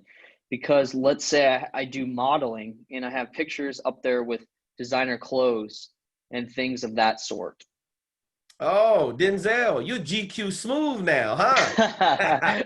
I see Denzel likes the ladies to be looking at. Well, Denzel, nothing wrong with being multi-talented. I will say this, and it's also nothing wrong with having different social profiles. Me and Austin talked about that branding. Our brand is getting so big now, we're going to have to separate a lot. Like KTR is going to have its own brand, and then Speaker Focus will have its own brand, and then Auston Troyer is going to have his own brand. So all of that stuff is coming. It takes time to build all these new social media pages. So Denzel, the answer is yes, you should separate them. You want all your social media, all these channels, you want that to be meeting planner friendly and speaker industry centric. Okay, so the answer is yes. You should be, like, for instance, Facebook is one of the primary platforms where you don't want to have too many pages, but if you're really going after modeling, we have people on our platforms that they're serious actors. Okay, they've gotten to our coaching program as an additional piece that they want to add because they know they could see. A lot of people want to add speaking as revenue because they're already doing something else, or they have a very successful consultancy, but they're like, okay, I'm stuck in the office all the time. I want to tour. I want to do some virtual events. We got people coming out the woodwork right now to say, listen, Kevin and Austin, we just want you to help us out to book virtual events. I'm like, okay, content is content. You still have to deliver it. So Denzel, the answer is yes. You should have a different Facebook page, a public figure page just for your speaker content, bro. And all you should be doing is posting about, remember, leadership is the #1 bookable and most requested topic at conferences, corporate meetings, and events worldwide. #1. So you should be creating a leadership topic with your sub niche. Like Austin may be hired to speak at a online tech summit. He may be brought in as a leadership speaker to do that, because that's really what you're providing is organizational and directional leadership. Now, we also had, I believe that, wait a minute, Eileen had a question. I'm gonna throw in some 2 cents as well. No problem. Then we got to get to Eileen right after this. Yeah. So Denzel, I think Kevin's right. Now, it can work. If you look at Gary Vaynerchuk, it can work to have one profile and mix in that content. If you look at Gary Vaynerchuk, he brings in garage sailing, he brings in baseball cards, he brings in his agency content, New York Jets. He has a lot of different interests in and it can be powerful to bring in more of your personality into, even if you're on your speaking page, because people will get to know the real you. But and that authenticity is what is going to build that trust quicker. But just make sure that the content you're posting on that page, on the speaker page, it's going to go to a more professional demographic. Just understand that if you're going to post with designer clothes, make sure it's professional designer clothes. Make sure the shoot is more professional rather than just make sure it fits the person that's going to be looking at it. But that can work. That model can work where you can mix a bunch of different types of content. Just make sure it's always, providing value and it fits who you're talking to. Exactly. No, so remember, everyone, you should not be selling on your social media. People don't like it. You should be creating some value. So in other words, instead of saying, buy this widget now for $59.99. Buy. You're throwing it in my face every single day. You see people, they don't have any numbers, no engagement, no nothing. Instead of, the reason why you should be buying this widget is because it can help you do X, Y, and Z better. And every time you're doing a post, you're talking about that widget in terms of what it could do for the other person, not give me your money like Austin was talking about. And this is what we see. I mean, we see it more times than we care to mention. People just sell. They don't know how to sell online. They think just because they have this real estate space that they can start shoving people, go to my website and book me for a speaking engagement. No, it doesn't work like that. Now, I'm not saying that it can't happen at all, because when your brand starts getting hot, you're going to start having people come out and start trying to connect with you anyway. We have our coaching students tell us all the time, yo, because I just changed my social media profile. I got people inboxing me like never before, asking me about what do I speak about. You know why they're doing that? Because you look more professional. especially if you start posting value on your social media and people start complimenting you about your content. They're only going to compliment you if you're adding value, you're teaching them something. They know they could come to your platform and they can't go anywhere else to get that information. I believe we had Norma waiting. Let me see. Yeah, we have Aileen and Norma left. Okay, let's go to Eileen. She had a question. Norma, I'm gonna get right to you. Please be patient. I want to get to Eileen. Let me see. Eileen, can you unmute, please? Okay, I'm here. Okay, there you go. Boom, I hear you fine. How are you, If I have a series of videos, is it okay for me to post a series of videos on social media? Eileen, can I get some love? Good evening to you. Good evening, KTR. Okay, no problem. Yes, listen, you are Eileen is Eileen. We're going to have Eileen on our podcast in the near future, and she's a mental health professional. So, Eileen, I saw some of your content already. The very first call that we had before we even went through your onboarding. I mean, my God, your content is amazing. You are definitely one of the best subject matter experts I've ever heard in that space. You speak very freely and you know how to counsel people. You know how to give great advice. So listen, what you should be doing every day is a continuance of what I saw prior to you coming into the coaching program. You should be dropping live videos if you can every day. You should be doing, and these don't have to be anything long, Eileen. You can just do like a Facebook Live for maybe 15 to 20 minutes, you know? Watch this. You remember what we talked about before? And I don't know if you've been doing this since one of our early conversations when you first came onto the coaching platform, but think about the mental health crisis that we're in right now because of the pandemic, right? Yeah. And when you start talking about that, you were taking me to school about how you know that people are suffering right now. Domestic violence is up. Mental health challenges are rising because people are stuck in the house. They're dealing with depression and all kinds of stuff. So let me ask you this. This is a direct question. What kind of value can you add? Watch this, everybody. You're not gonna believe this. What kind of value can you add to our platform right now for people who are stuck in the house and who they're getting ready to go through some dark months of the winter and all this kind of stuff? What kind of value could you add if you were making a video and tell us how we could feel better about ourselves every single day to achieve better mental health?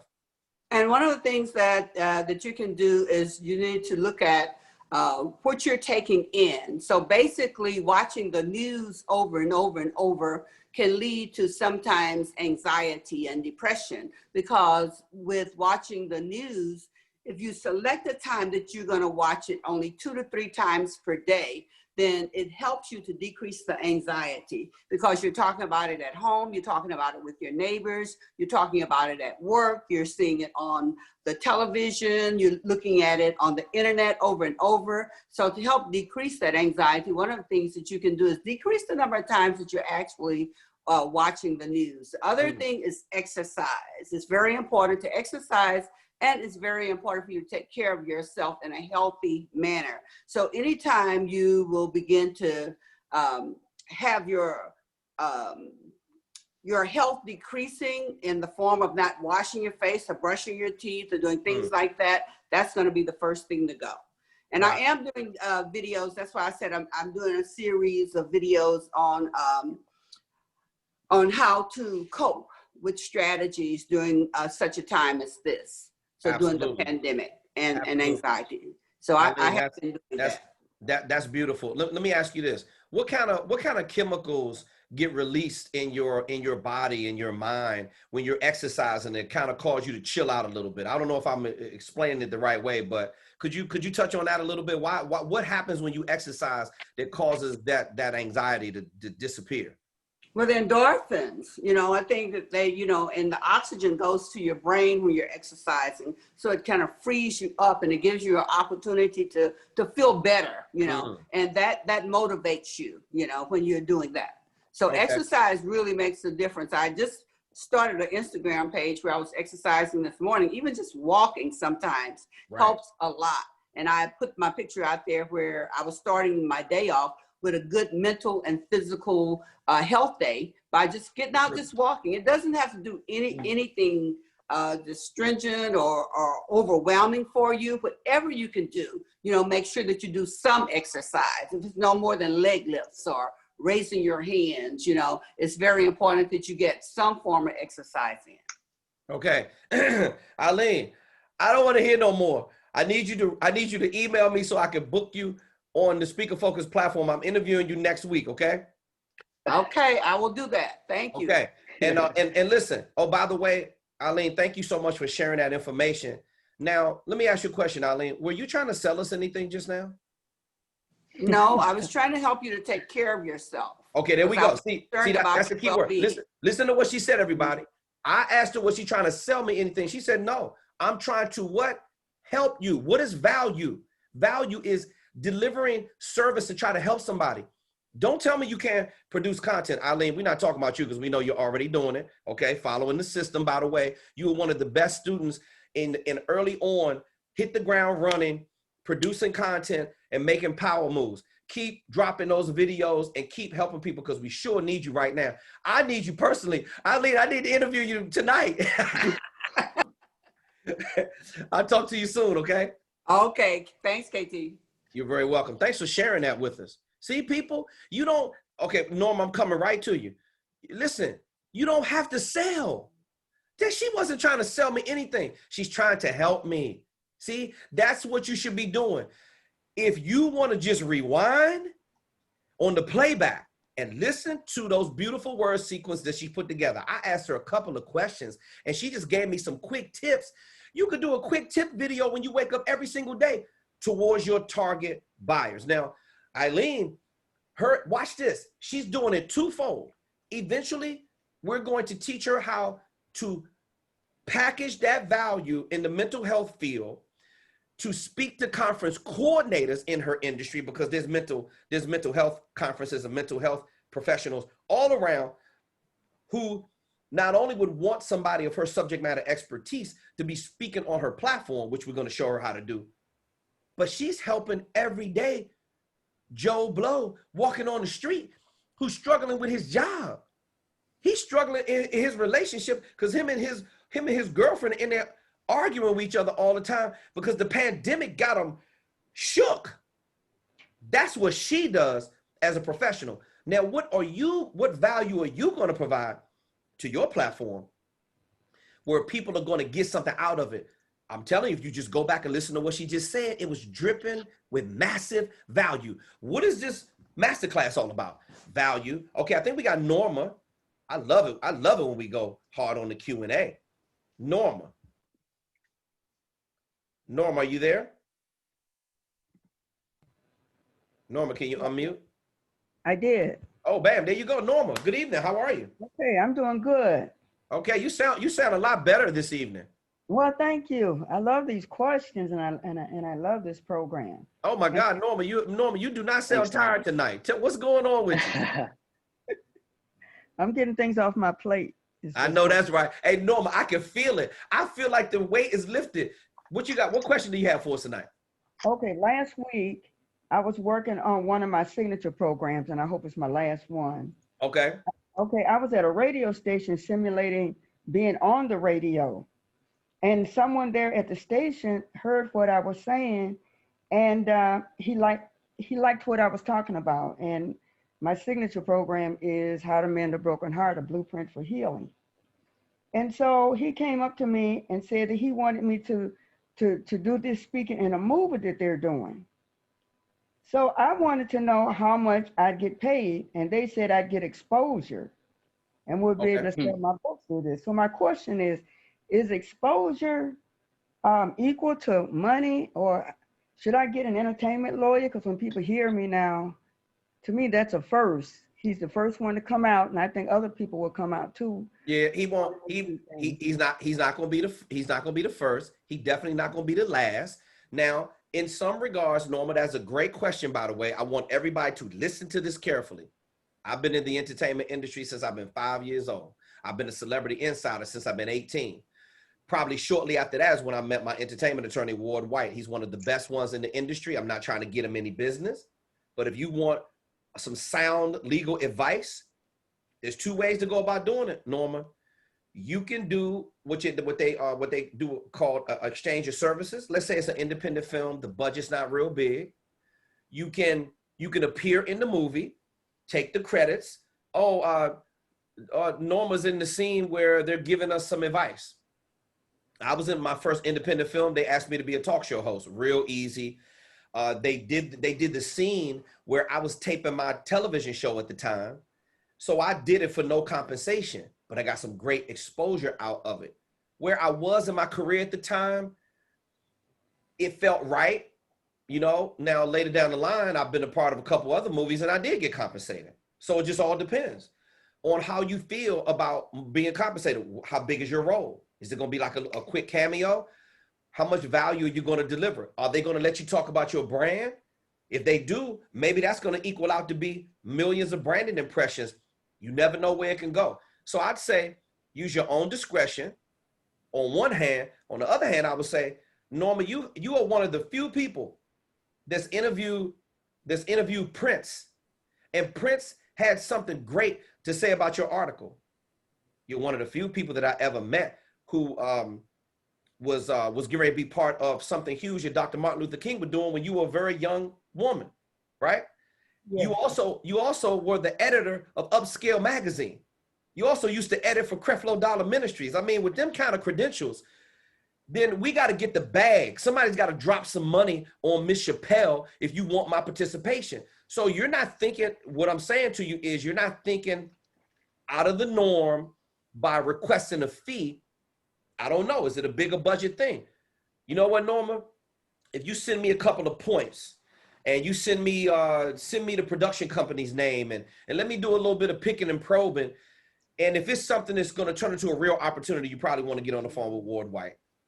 Lead counsel to five-time Grammy Award winner Erykah Badu. He's like my brother, my family. He's just not an attorney. He's somebody that has some integrity, and somebody's gonna he's not gonna tell you whether or not to take the deal or not. He's gonna say, if you're gonna take the deal, this is the way to go about trying to do it. And he's gonna give you some sound advice. If it gets to that point, I'll help you out as much as possible, Norma. You got a big brand already, even if you don't think you do. You need to be thinking big in your mind, because this is not the first time somebody's gonna come along and try to acquire your skills. Your brand is popping, it's powerful. I told you that before you got into the coaching program. We've been helping you develop it, and I'm telling you, it's gonna be big. Okay. Okay? Thank you. You're very welcome. I love you. I believe in you. Thank you. All right. Now, okay, Norma's done. Okay. Okay, now can I get back to my presentation? Huh? Can I finish my presentation? All right, let me go back to the presentation. Troyer, look at the chat box, bro. I'm getting ready to finish this thing.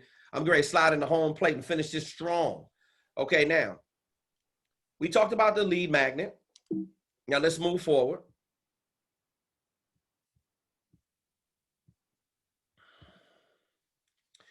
Use your versatility to add value. Now, what am I talking about when it comes to this? Your versatility would be the ways that you deliver your keynote speeches. That's being versatile. Your breakout sessions, your breakout or track sessions is what they call it. You will be doing these at a conference when you speak. And it's almost like, you were in the 7th grade or middle school and you're in class for like 45 minutes, the bell rings, you go to another class. That's a workshop, a breakout session, something like that. A workshop or a seminar. All these things are allowing you to be versatile. In module number 2, I refer to them as modes of delivery. Modes of delivery allow you to become versatile. You can just do keynote speeches if you like. You can do breakout sessions, track sessions, workshops, half-day programs, full-day programs, seminars, half-day programs, full-day programs. You can be versatile when you do Q&As. I mean, if you don't roll into Q&A, especially for you people out there who are real facilitators, you people out there who are teachers, you people who are corporate trainers, those kind of students right there, the value of you doing a Q&A for your group is just, you can't even put a price tag on it. After lunch or dinner presentations. I love it when I'm the opening plenary session speaker. That means I got everybody in my session. That's the first keynote to kick the conference off. I love doing those. I love doing it. I love doing the, watch this. Sometimes they have a prayer breakfast. Sometimes they have a breakfast to kick the whole conference off. Or sometimes they have a little small gathering. Sometimes they have a lunch session that they're going to do. They have you coming to be the lunch keynote speaker, the keynote speaker for the luncheon. Now, it's real interesting when you're the lunch keynote speaker, and I got to warn you on this. Anytime you're doing a breakfast, lunch, or an awards, banquet, ceremony, dinner presentation, especially if it's a huge ballroom, you got the banquet and the catering staff. Everybody's walking around serving food while your ass is trying to talk. It's a little distracting. Watch this. In the beginning, if they start your speech during the dinner, when people are hungry, they're going to be halfway paying you some attention. So if you're going to be a breakfast, lunch, or dinner keynote presenter in the beginning, you better add massive value. And when I say value, I'm talking about at the dinner, when they're eating. I'm so good that they're writing notes on the hotel napkin. Now, you're not supposed to write on that, but some people write the notes on that because they don't have a notepad. Now, in the new world, people can always pull out their phone and take notes. But back before all this social media and these smartphones was popping, people will be sitting there writing on a cocktail napkin, writing on anything. But you got to be really good to hold somebody's attention while they're trying to eat their food. I love taking those kind of keynotes because it's over fast. But now you're going to hear a lot of dishes and silverware and forks and knives clanking, clank, clank, clank. That's all you're going to hear throughout the whole venue. So I suggest that you grab that microphone and you really say something. Now, you really say something that has what? Massive value. Training programs. It's another way to be versatile. Did you know you can license your training programs to these corporations? You could license them to those of you who are in the youth market. You could license them to schools. You could license them to colleges, but corporations and associations, you can license things to them. Be thinking about these things because this gives you versatility. It's nothing wrong with you being talented. There's not one person on our coaching platform they have a single talent. Most of them got a major talent. Norma Chappelle, she's one of the greatest writers I've ever met in my life. No, I have barely had to touch Norma's signature programs. That's how skilled she is with a pen. When she goes through her signature programs, it's a thing of beauty.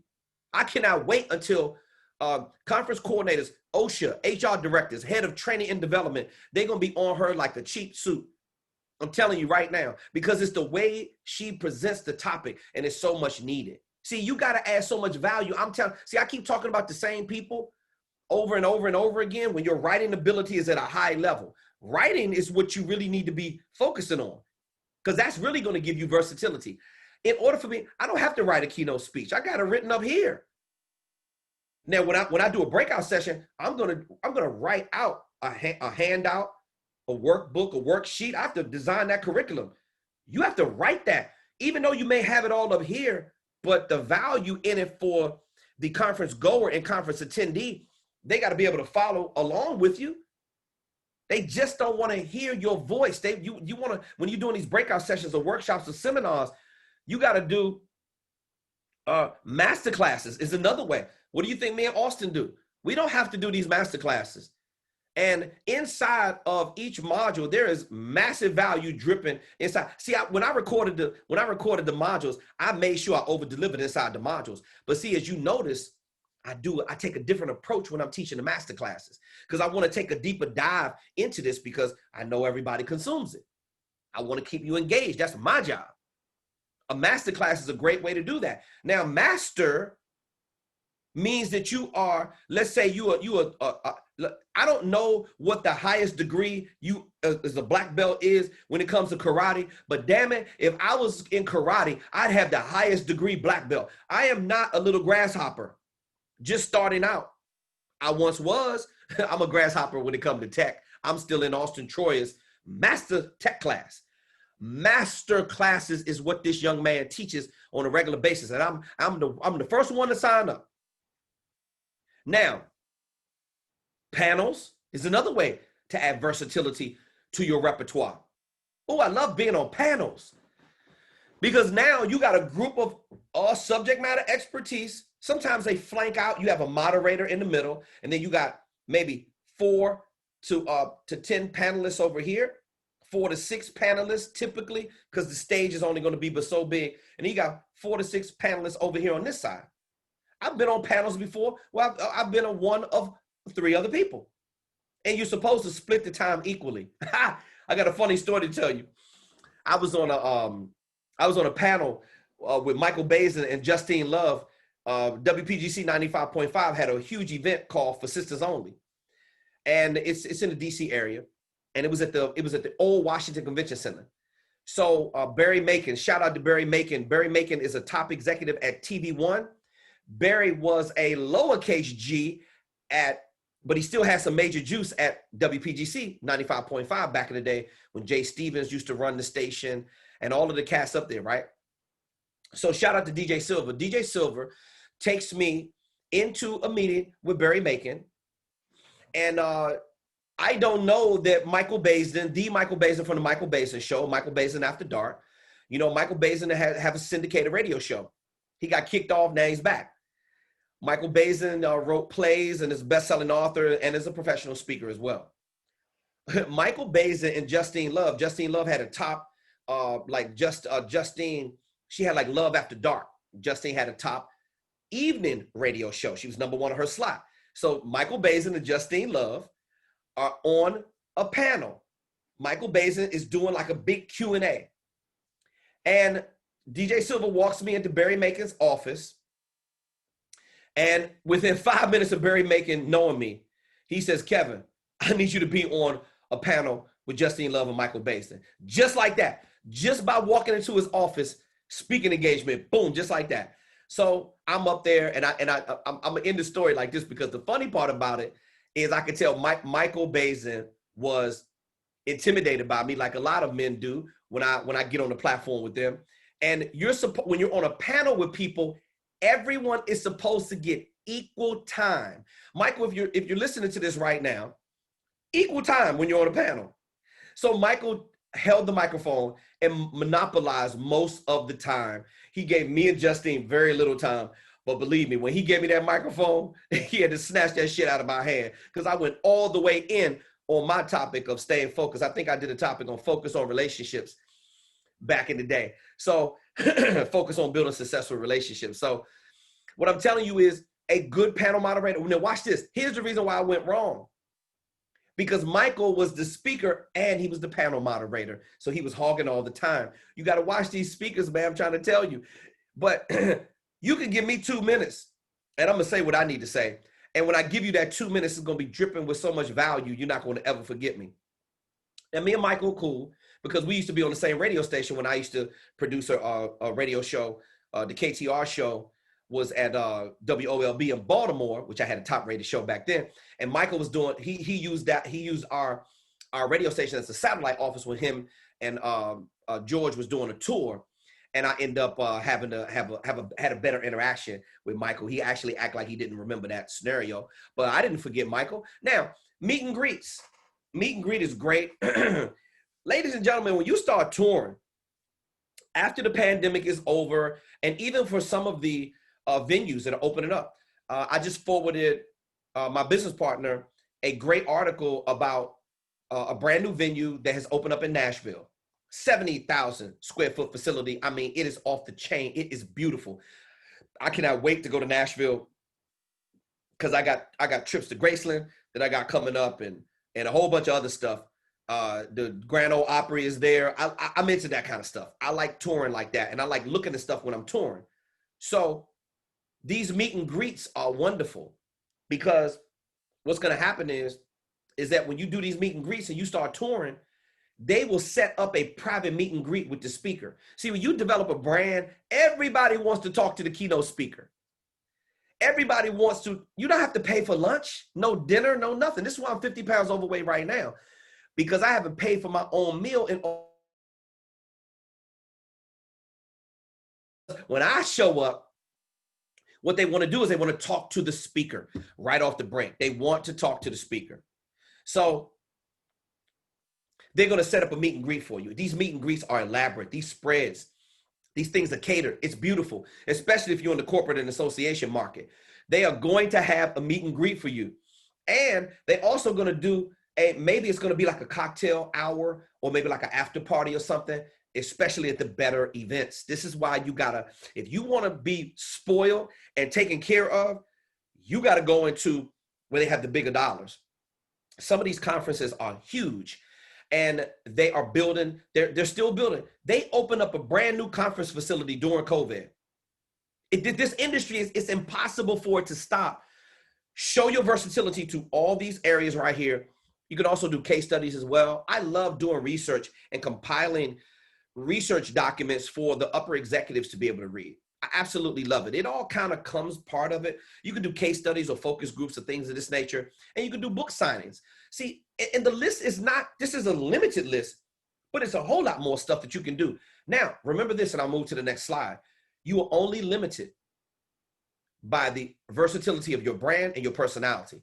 So I am willing to show you everything about my talents and my versatility. I use all of it.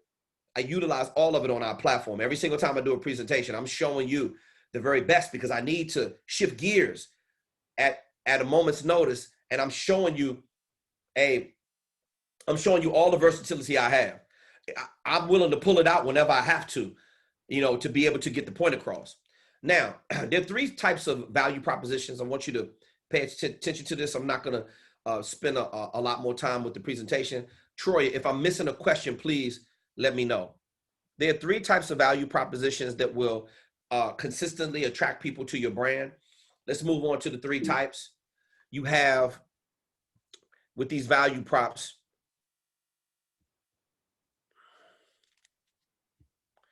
you're going to have technical value is number one. Now, here are some examples of delivering value at the technical level. Sometimes that's helping your speaker business save time through automating certain manual tasks. Helping your speaker business save time through automating certain manual tasks. Listen, when you start setting up a sales funnel, you don't have time to be mired in paperwork. Austin came to my office one time and we just eliminated the paperwork process. I mean, we got rid of tons and tons of paperwork. It's because of the software that we use. It's the automations. It's also, you can improve your speaking performance and learning new processes and systems. Everything me and Austin has is a process and a system. Everything is systematized. You may want to say, okay, well, I don't understand it. Well, these things are difficult for me to understand. But I can guarantee you, if you resist the system and these processes that Mr. Troyer has set up for you, you are going to suffer more. I don't have time to suffer. I got time to be efficient. I have time to get things done. I have time to move these things very quickly. Our world and technology moves very, very fast. I am not a technical person by nature, but I tell you what, you can bet your ass that I am more technically aware right now. Also, you're going to improve your technical writing skills. Speaking is a technical skill as well. Remember, your best skill is your ability to write great copy. These are all, this is the technical value that you deliver to your clients. Remember, we have three ways of being able to deliver the value proposition. One of them is the technical way. And you can also, there's three types of value props. First one is the technical. Second one is, here are some examples of business realizing value at the business level. Businesses realizing value at the business level. Now that means increasing revenue. The more value that you add, the more revenue. Speaker Focus has tripled throughout the pandemic. Tripled revenue, triple the onboarding experience, triple our client base just through the pandemic alone.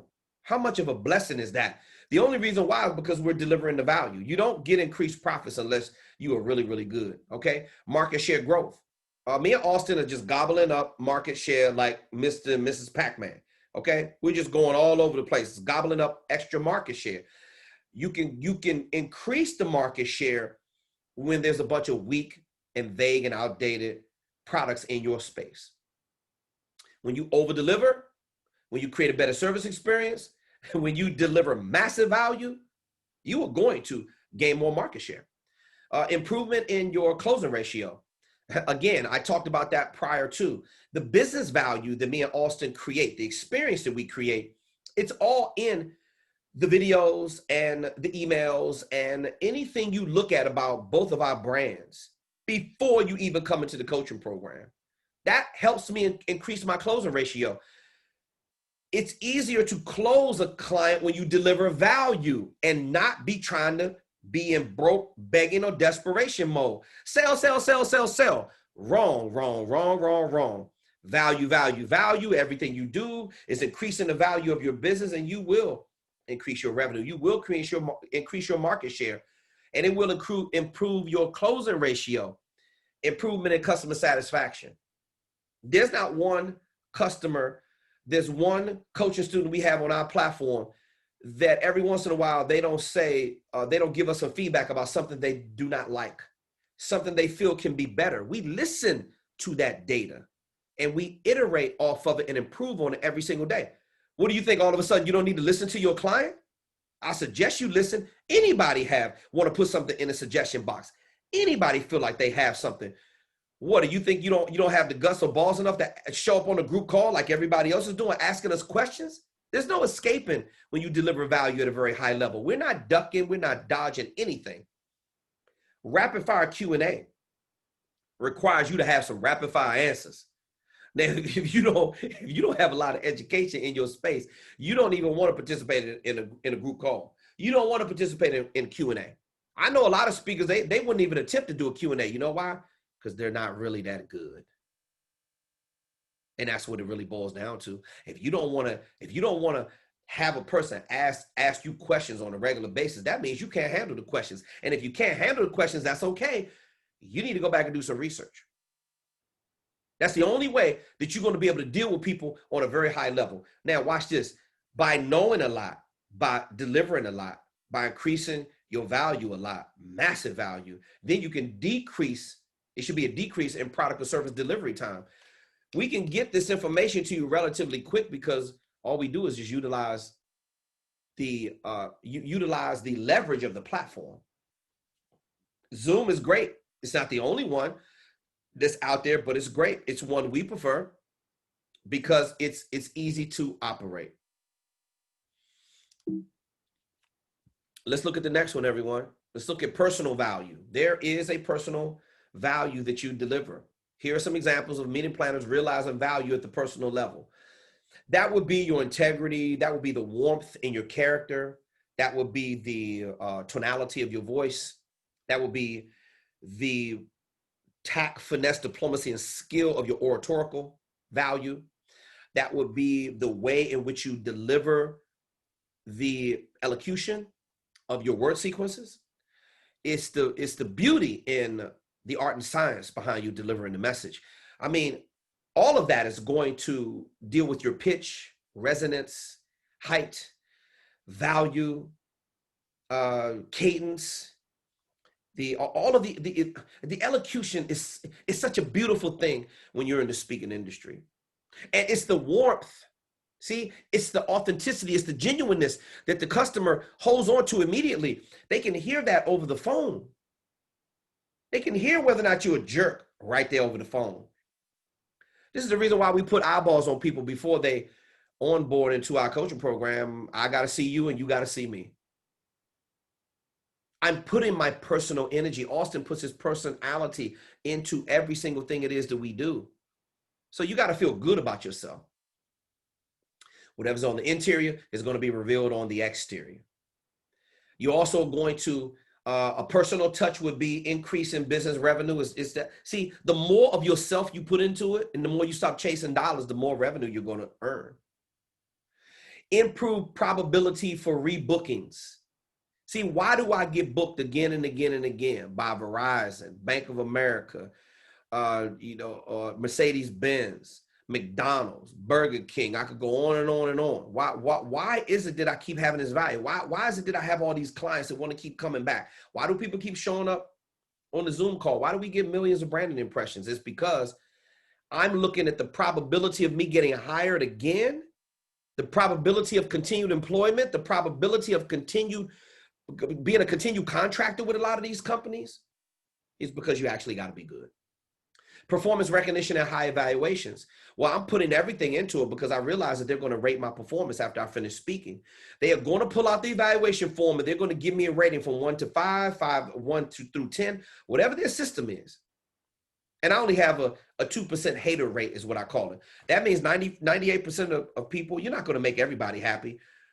But the majority of people, if they're happy with you, you can better believe that the conference coordinator is looking to book you again and again and again. Why wouldn't you want to do that when I just came in here and set your whole conference on fire?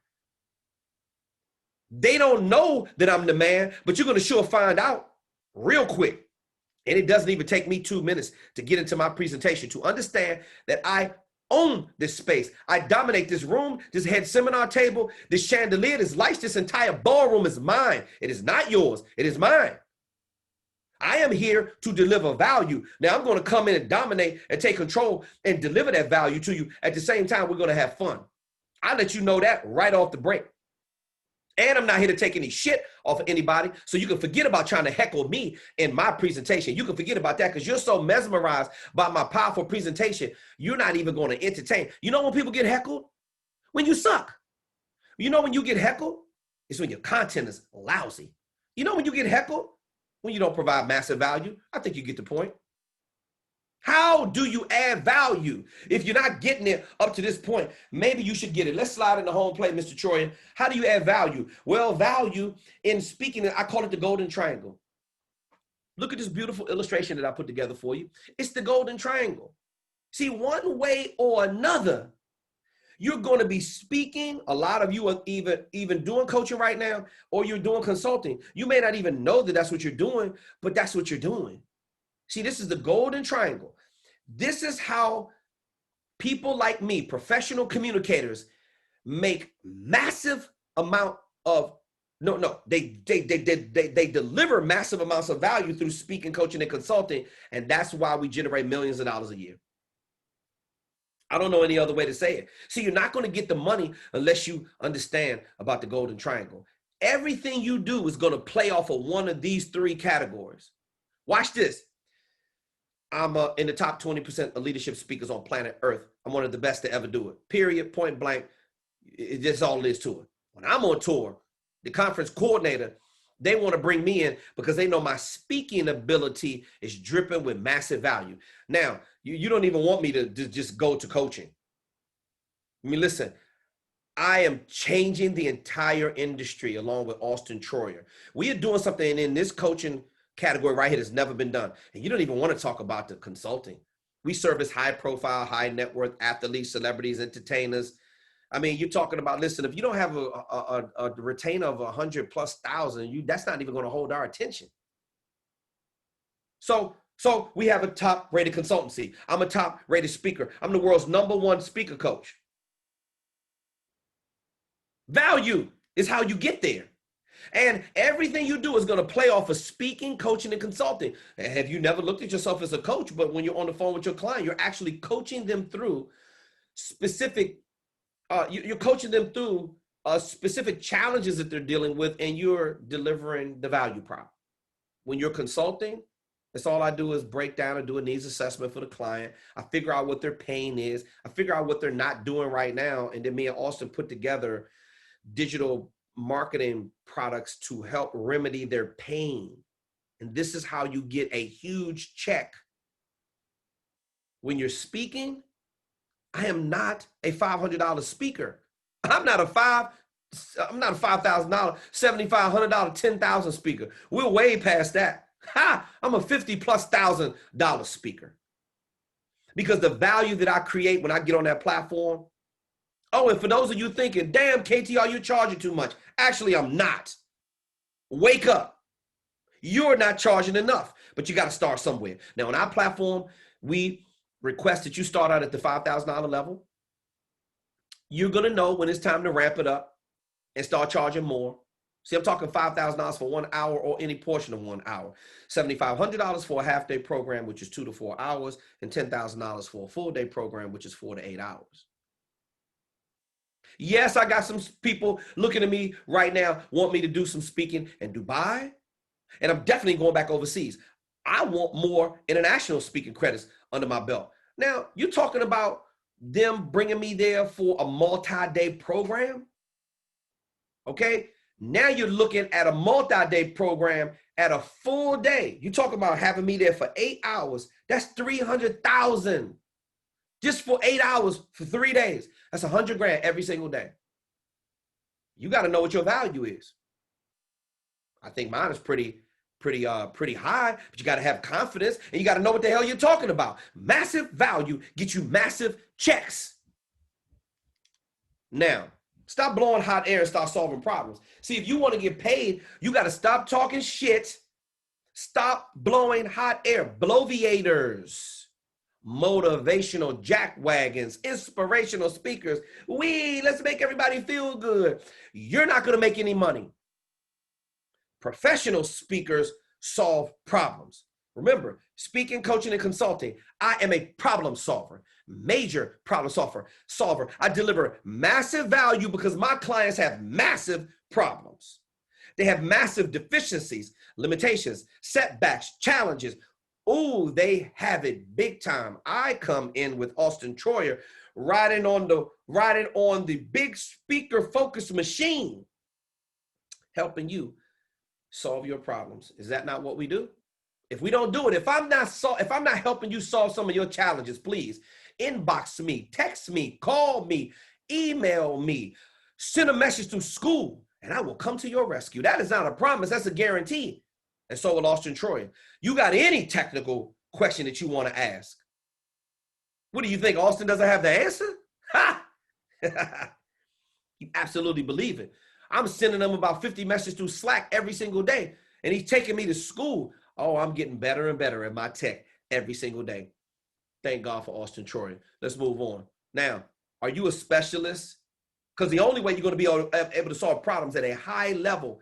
I don't want to hear anything about your beginner mindset. I don't want to hear about your weak, vague, or outdated content. I don't want to hear about, this is not amateur night at the Apollo.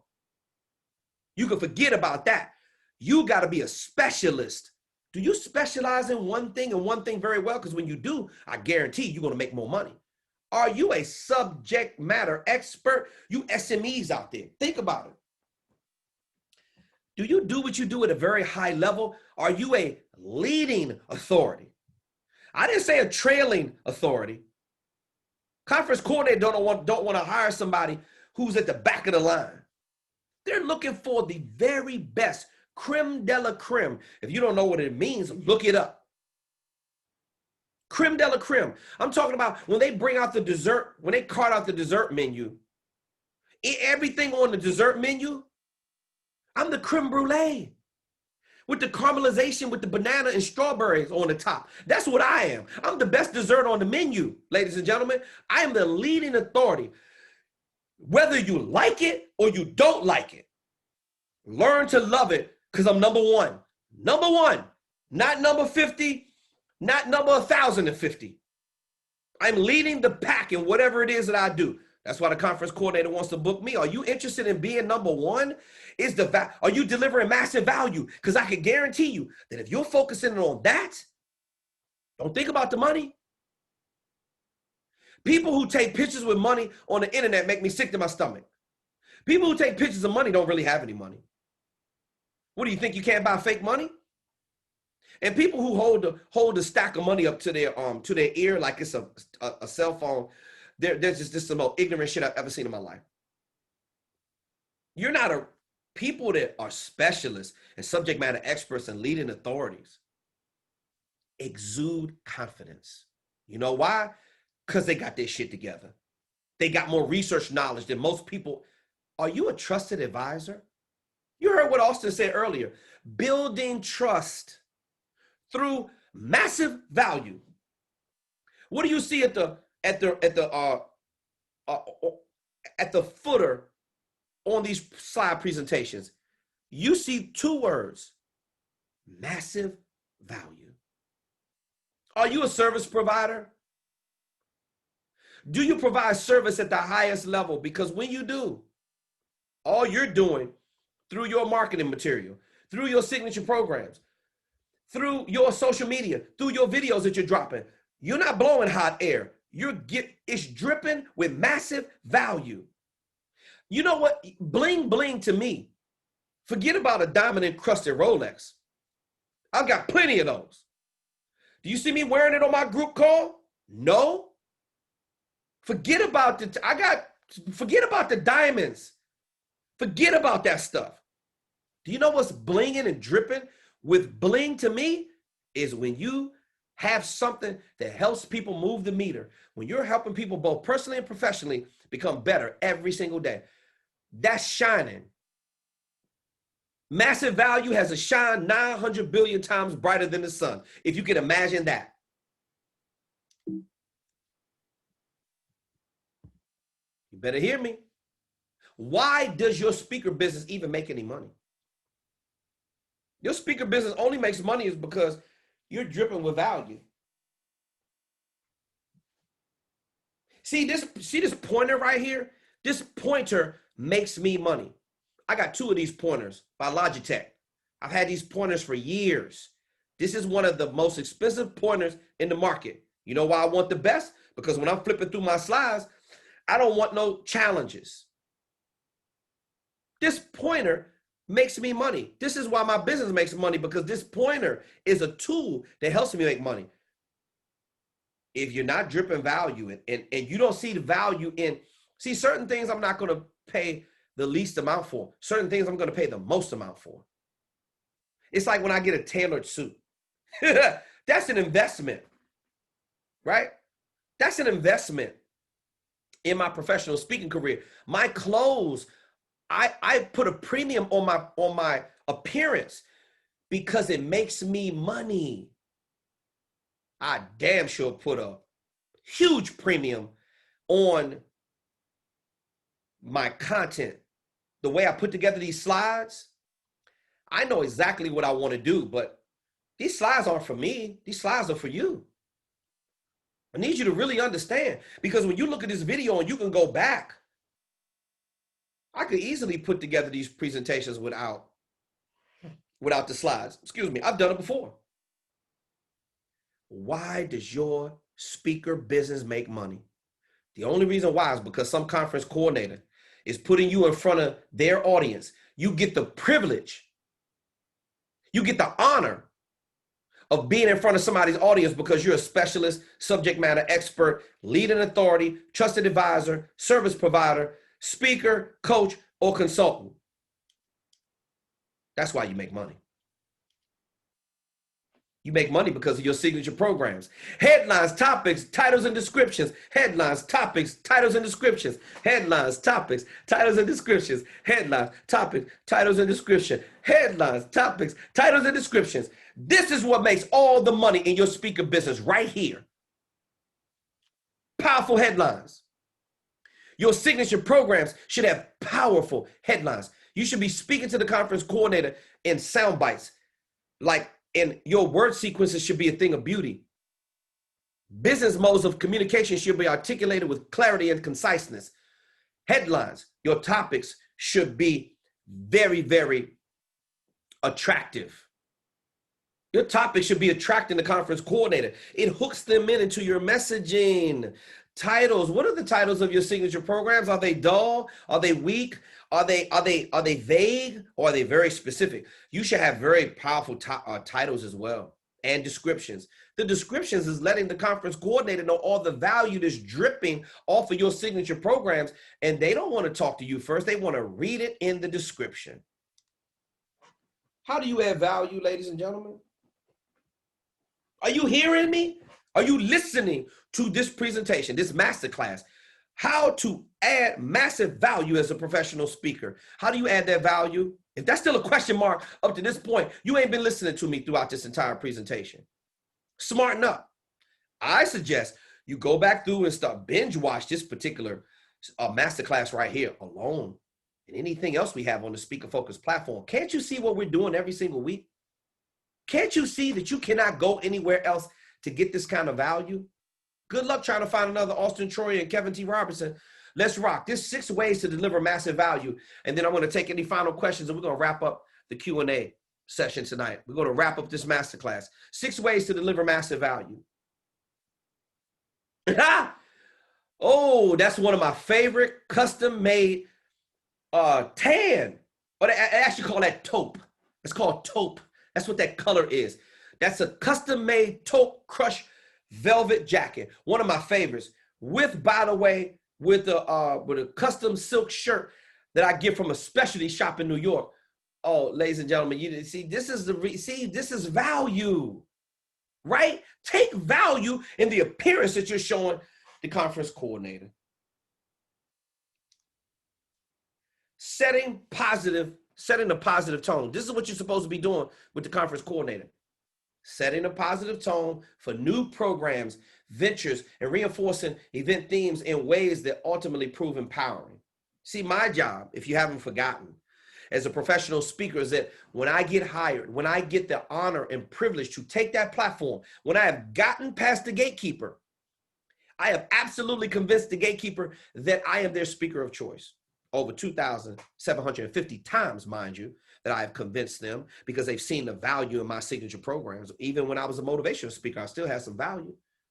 Even when I wasn't doing it right, I was bringing some value. Some conference coordinator thought enough for me to still pay me a fee to come in there. Now, when you start making the higher fees, your job is to come in and set a positive tone for new programs and ventures. I can't tell you how many times I've been hired to a corporation was running a new pilot program and they needed brand KTR to come on site to deliver value for their frontline employees. Or they were starting a new venture. I've been a part of a lot of new ventures. Some of them have blown up to be really, really huge, and some of them have just been okay.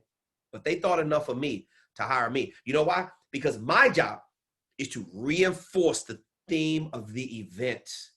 All these events you're going to be speaking out, whether or not it's a virtual conference or whether or not it's on site, they have a theme. That is right there in your pre-program questionnaire. You're going to ask them a question. What is the theme of your conference or event? I'm looking to create a speaker topic, headlines, topics, titles, and descriptions around your theme. That's why I get paid the big bucks, because while you're thinking about not customizing, that's all I do is customize. And ultimately, these strategies that you're going to be delivering, the tone that you set, the programs and ventures that you're a part of, the reinforcing of the theme in your signature programs, it's a match. You see, there's alignment. Ultimately, they prove to be empowering. Empowering for who, KTR? If you haven't been listening, empowering to the conference coordinator, empowering to the conference coordinator when you're doing the needs assessment. That's the only reason why they're going to give you the key to unlock the gate, and more importantly, to the people that's sitting in your audience. The conference goers, the conference attendees who have taken the time to attend your track session, your breakout session. Oh, I'm gonna go hear this guy, Kevin T. Robertson. I'm gonna go to the breakfast. I'm going to go to the opening plenary session because I want to know how they jumpstart this shit. I want to know how they're going to set it off at this conference. And then I got him. I got Kevin T. Robertson. Oh, my God. Now I know I got to focus on all this other stuff that y'all telling me, because that's why you hire America's leading focus expert. It's only one. See, it's only one. In my space, it's only room for one, and I'm it. This is why they want to hire me. Now, number 2, excuse me, I can always tell when the session is over because I got 1 bottle of kombucha, gone. I got almost 2 bottles of water, gone. Providing authoritative insight into new markets, trends, or topics. Another reason why would a conference coordinator want to hire you? Because you're providing, what did I say? Leading authority. You're providing what? Authoritative insights. That means I know my shit. Inside and out, I have more research knowledge. I am very specific about what I'm talking about. That's the reason why they're hiring me. Into what? You're providing authoritative insights into what? New markets. Me and Austin are taking on emerging markets right now. This is what technology does. Technology creates, me and Austin are creating a brand new way to do business. We are taking over emerging markets. We are the market right now. Are you hearing what I'm telling you? Now, new trends will pop up. A lot of them do not stick, but a lot of them do. Austin talked to you before in prior masterclasses about, you have these emerging channels like TikTok, and Vine was around for a long time. Vine did well for years, and then all of a sudden, boom, it's gone, right? So you got to keep up with these things, but I'm a trendsetter. Me and Austin are trendsetters, trailblazers. We are people that are pioneers. You got to come up with the topics that's going to be cutting edge. Everybody always talks about cutting edge. Forget cutting edge if you don't deliver massive value. You're not cutting edge on anything. You think you can go somewhere and get these masterclass sessions of me and Austin are teaching you? Good luck with that in our space. Now, you might be able to go somewhere and get some great information, but you're not going to get it like this. And that's what you have to do, ladies and gentlemen. I'm telling you that you must, at the end of the day, possess the insights and take a strong authoritative stand to get into these new markets, to ride out trends, to be a part of booming trends. A lot of you are going to be a part of really big trends. You're going to get asked to speak at a lot of these online platforms right now that are huge. And your topics, you better bring the heat. That's all I can tell you. Now, inspiring, another one of your jobs as a professional speaker is you have to start inspiring the teams. There are legions of people that is your responsibility to inspire, that is within that organization, and individuals to heighten levels of performance. What do you think? You think they're bringing you in so everybody can stay the same? You better listen to me and smarten up. Your sole responsibility, speaking on a platform, is a privilege. You think it's easy? This is the hardest, easiest money you're ever going to make in your life. It is an honor and a privilege to get a chance to grace that stage and hold that microphone in your hand. Now, why the hell would I want to bring you in as a conference coordinator if you're not going to create a heightened level of performance experience for my audience? I'm going to hire Kevin T. Robertson because he's going to give my audience key takeaway strategies. He's going to help them achieve their desired outcomes and help them achieve their learning objectives. My performance is going to increase as a result of having Kevin T. Robertson come into my organization. See why I got this big ass smile on my face? Because see, before they hire me, I got a 50% non-refundable deposit to take the date off my calendar. I'm getting $25,000 for you to even hold my attention to book me to speak. Now, another reason why I got a big ass smile on my face is because I know that I'm going to help you increase your performance. You're going to see an increase guaranteed by 20 to 40%. And I'm helping you drive ongoing growth and development. I'm helping you make more money. This is what you don't understand as a speaker. When you're really good and you deliver massive value, you actually are helping the conference coordinator make more money. That's why they got my face in the program, because I provide value. Value is what they're delivering to their constituency, to their group members, their organization, all of their members, their conference attendees. The people that you're giving these little fake ass gift bags to need to have value in it. And the better conferences, the bigger conferences have the better gift bags. So you got to understand something. I'm spoiled. It's nothing for me to go out and blow my entire $100 meal per diem that you're going to give me every day you have me on site. So a multi-day program, you're paying, if you got me on site for 5 days, you're giving me a meal budget alone of $500. Motivational speakers don't even earn $500. And a lot of you were still thinking about earning $500 or $1,000 before you even come. Listen, that's a meal per diem for me for a week. Or what you're talking about asking for your fee. You better smarten up and understand the person that brings the value. Let me explain something to you. In case you don't understand it. You don't get it. The person with all the talent, the person with all the value, massive levels of value, not a little bit, not a lot, massive amounts of value. is the one who makes the most money. I'm helping you make more money. That's why I make the money that I make. Let me run that back by you again. I help you learn this business and make more money. That is why I get paid the fee that I get paid. Let's go to number 4. I'm almost done. And I know you don't want me to be finished because I could go all night long if I had to, delivering value again and again and again. Watch this. Another reason why you get hired to speak is because you're engaging and inspiring who? Attendees. Helping engender enthusiasm. That means incite riots after you finish speaking. You're going to get people excited. You're going to help increase enthusiasm. That's what engender means. Providing fresh perspectives and insight. They're not hiring you so they can hear the same stupid shit that they can hear from another 1,000 motivational speakers. That's not why you're bringing in me. You're bringing in me because I'm providing a fresh perspective. I'm giving you insights. You ain't never heard this shit before. If you can keep hearing the same thing, you might as well keep hiring the same speakers over and over. And sometimes they do.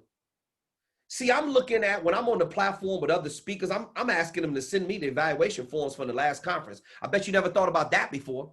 Hey, can you send me the evaluation forms from the last conference that you had? Sure, Kevin, we can send that stuff to you. All they gotta do is press a button to email it to me. Yeah, I'm just curious about, what the attendees thought about the programs. The biggest complaint that the conference goers are putting on the evaluation form for speakers, well, it was too hypey.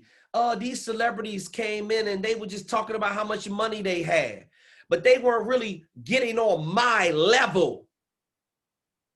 Oh, I roll up my sleeves. You see that custom French cuff shirt that I have on? Yeah, I'll pop one of those cufflinks out in a minute, throw that freaking jacket off to the side, roll up my sleeves, and actually get in there and help you solve your problems. Are you doing that with your signature programs? Are you creating, it's my perspective. The conference coordinator wants to hire me for my perspective because it's different. You ask yourself, oh, KT, are you talking about the same thing? Don't insult me. First of all, don't insult me. Oh, you think you can get this information from somewhere else? Good luck with that. See, you got to put the conference coordinator in a difficult position to say no to you. And the only way you're going to do that is you got to provide different insights, perspectives, and your service offerings. You got to incentivize these people, circumvent perceived limitations. You know what these people are thinking about before they come in and hire you to speak? This is what everybody's doing mentally. This is what it looks like. I'm not listening to anything these speakers say. I know it's going to be boring up in here. Oh man, it's going to be boring. The last time I took a training, it felt like I was in college for one of them boring ass professors. Blah, blah, blah. This is what the attendee is thinking about before they come in to take your little broke down ass track session. But I tell you this, they got limitations. They have preconceived limitations in their mind about what you, the speaker, is supposed to do. They would like you to do one thing, but what they get is something totally different. Not when you book a Kevin T. Robertson presentation. I can tell you that right now. We're going to have fun.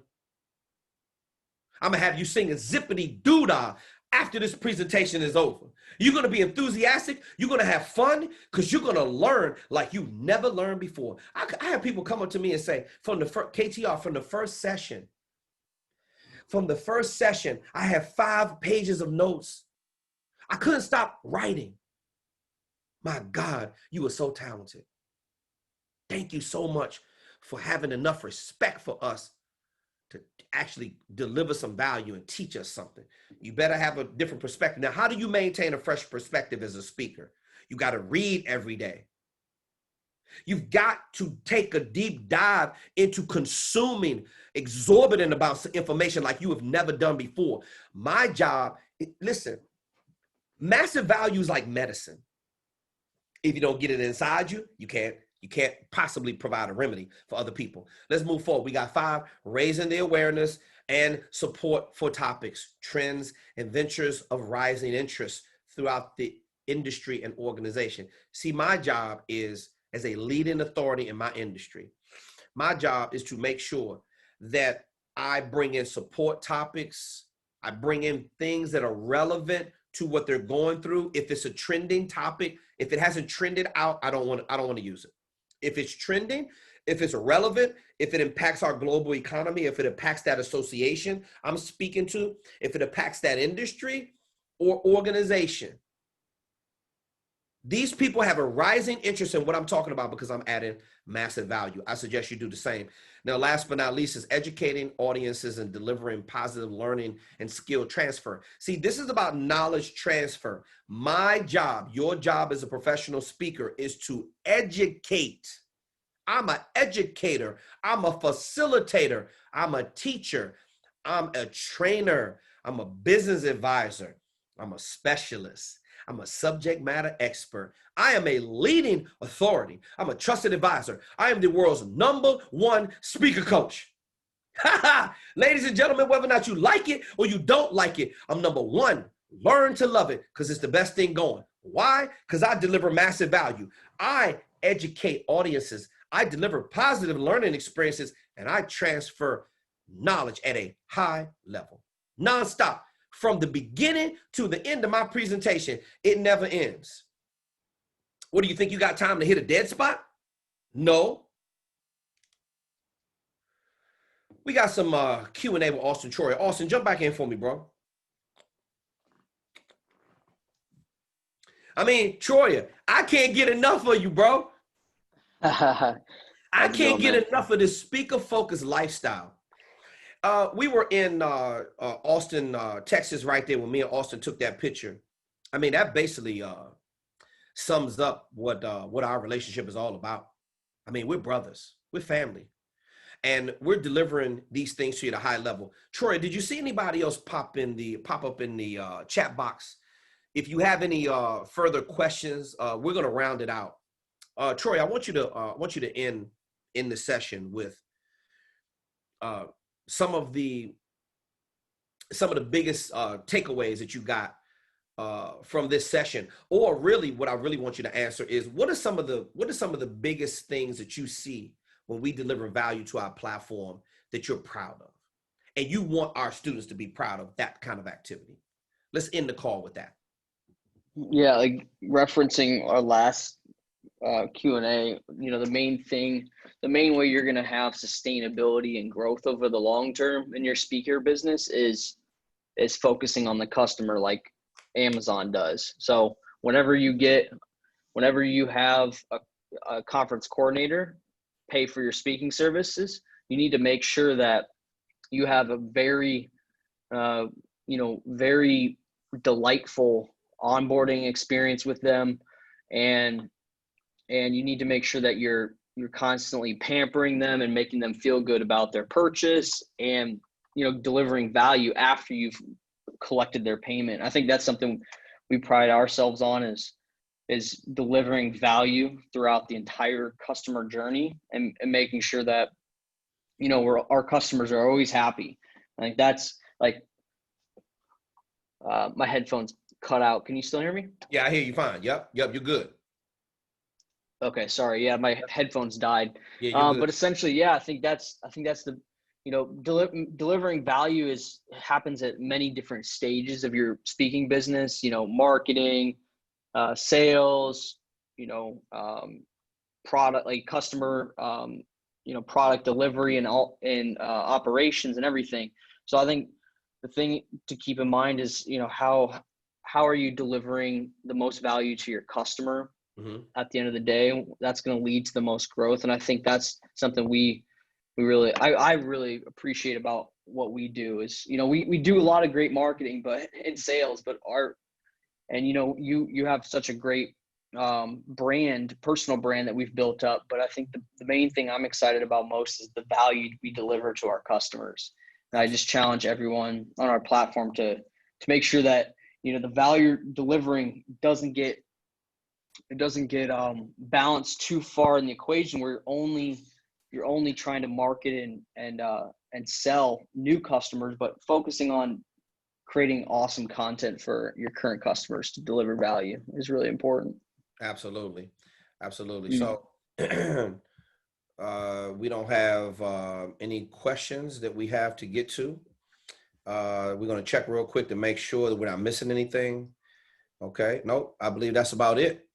So listen, we definitely went long tonight, but it was well worth it like always. Ladies and gentlemen, on behalf of the staff of Speaker Focus, I'm Kevin T. Robertson, the world's #1 speaker coach on the world's #1 platform for speaker marketing. Thank you so much. Me and Austin, it's a privilege to bring you these type of masterclass trainings every single week.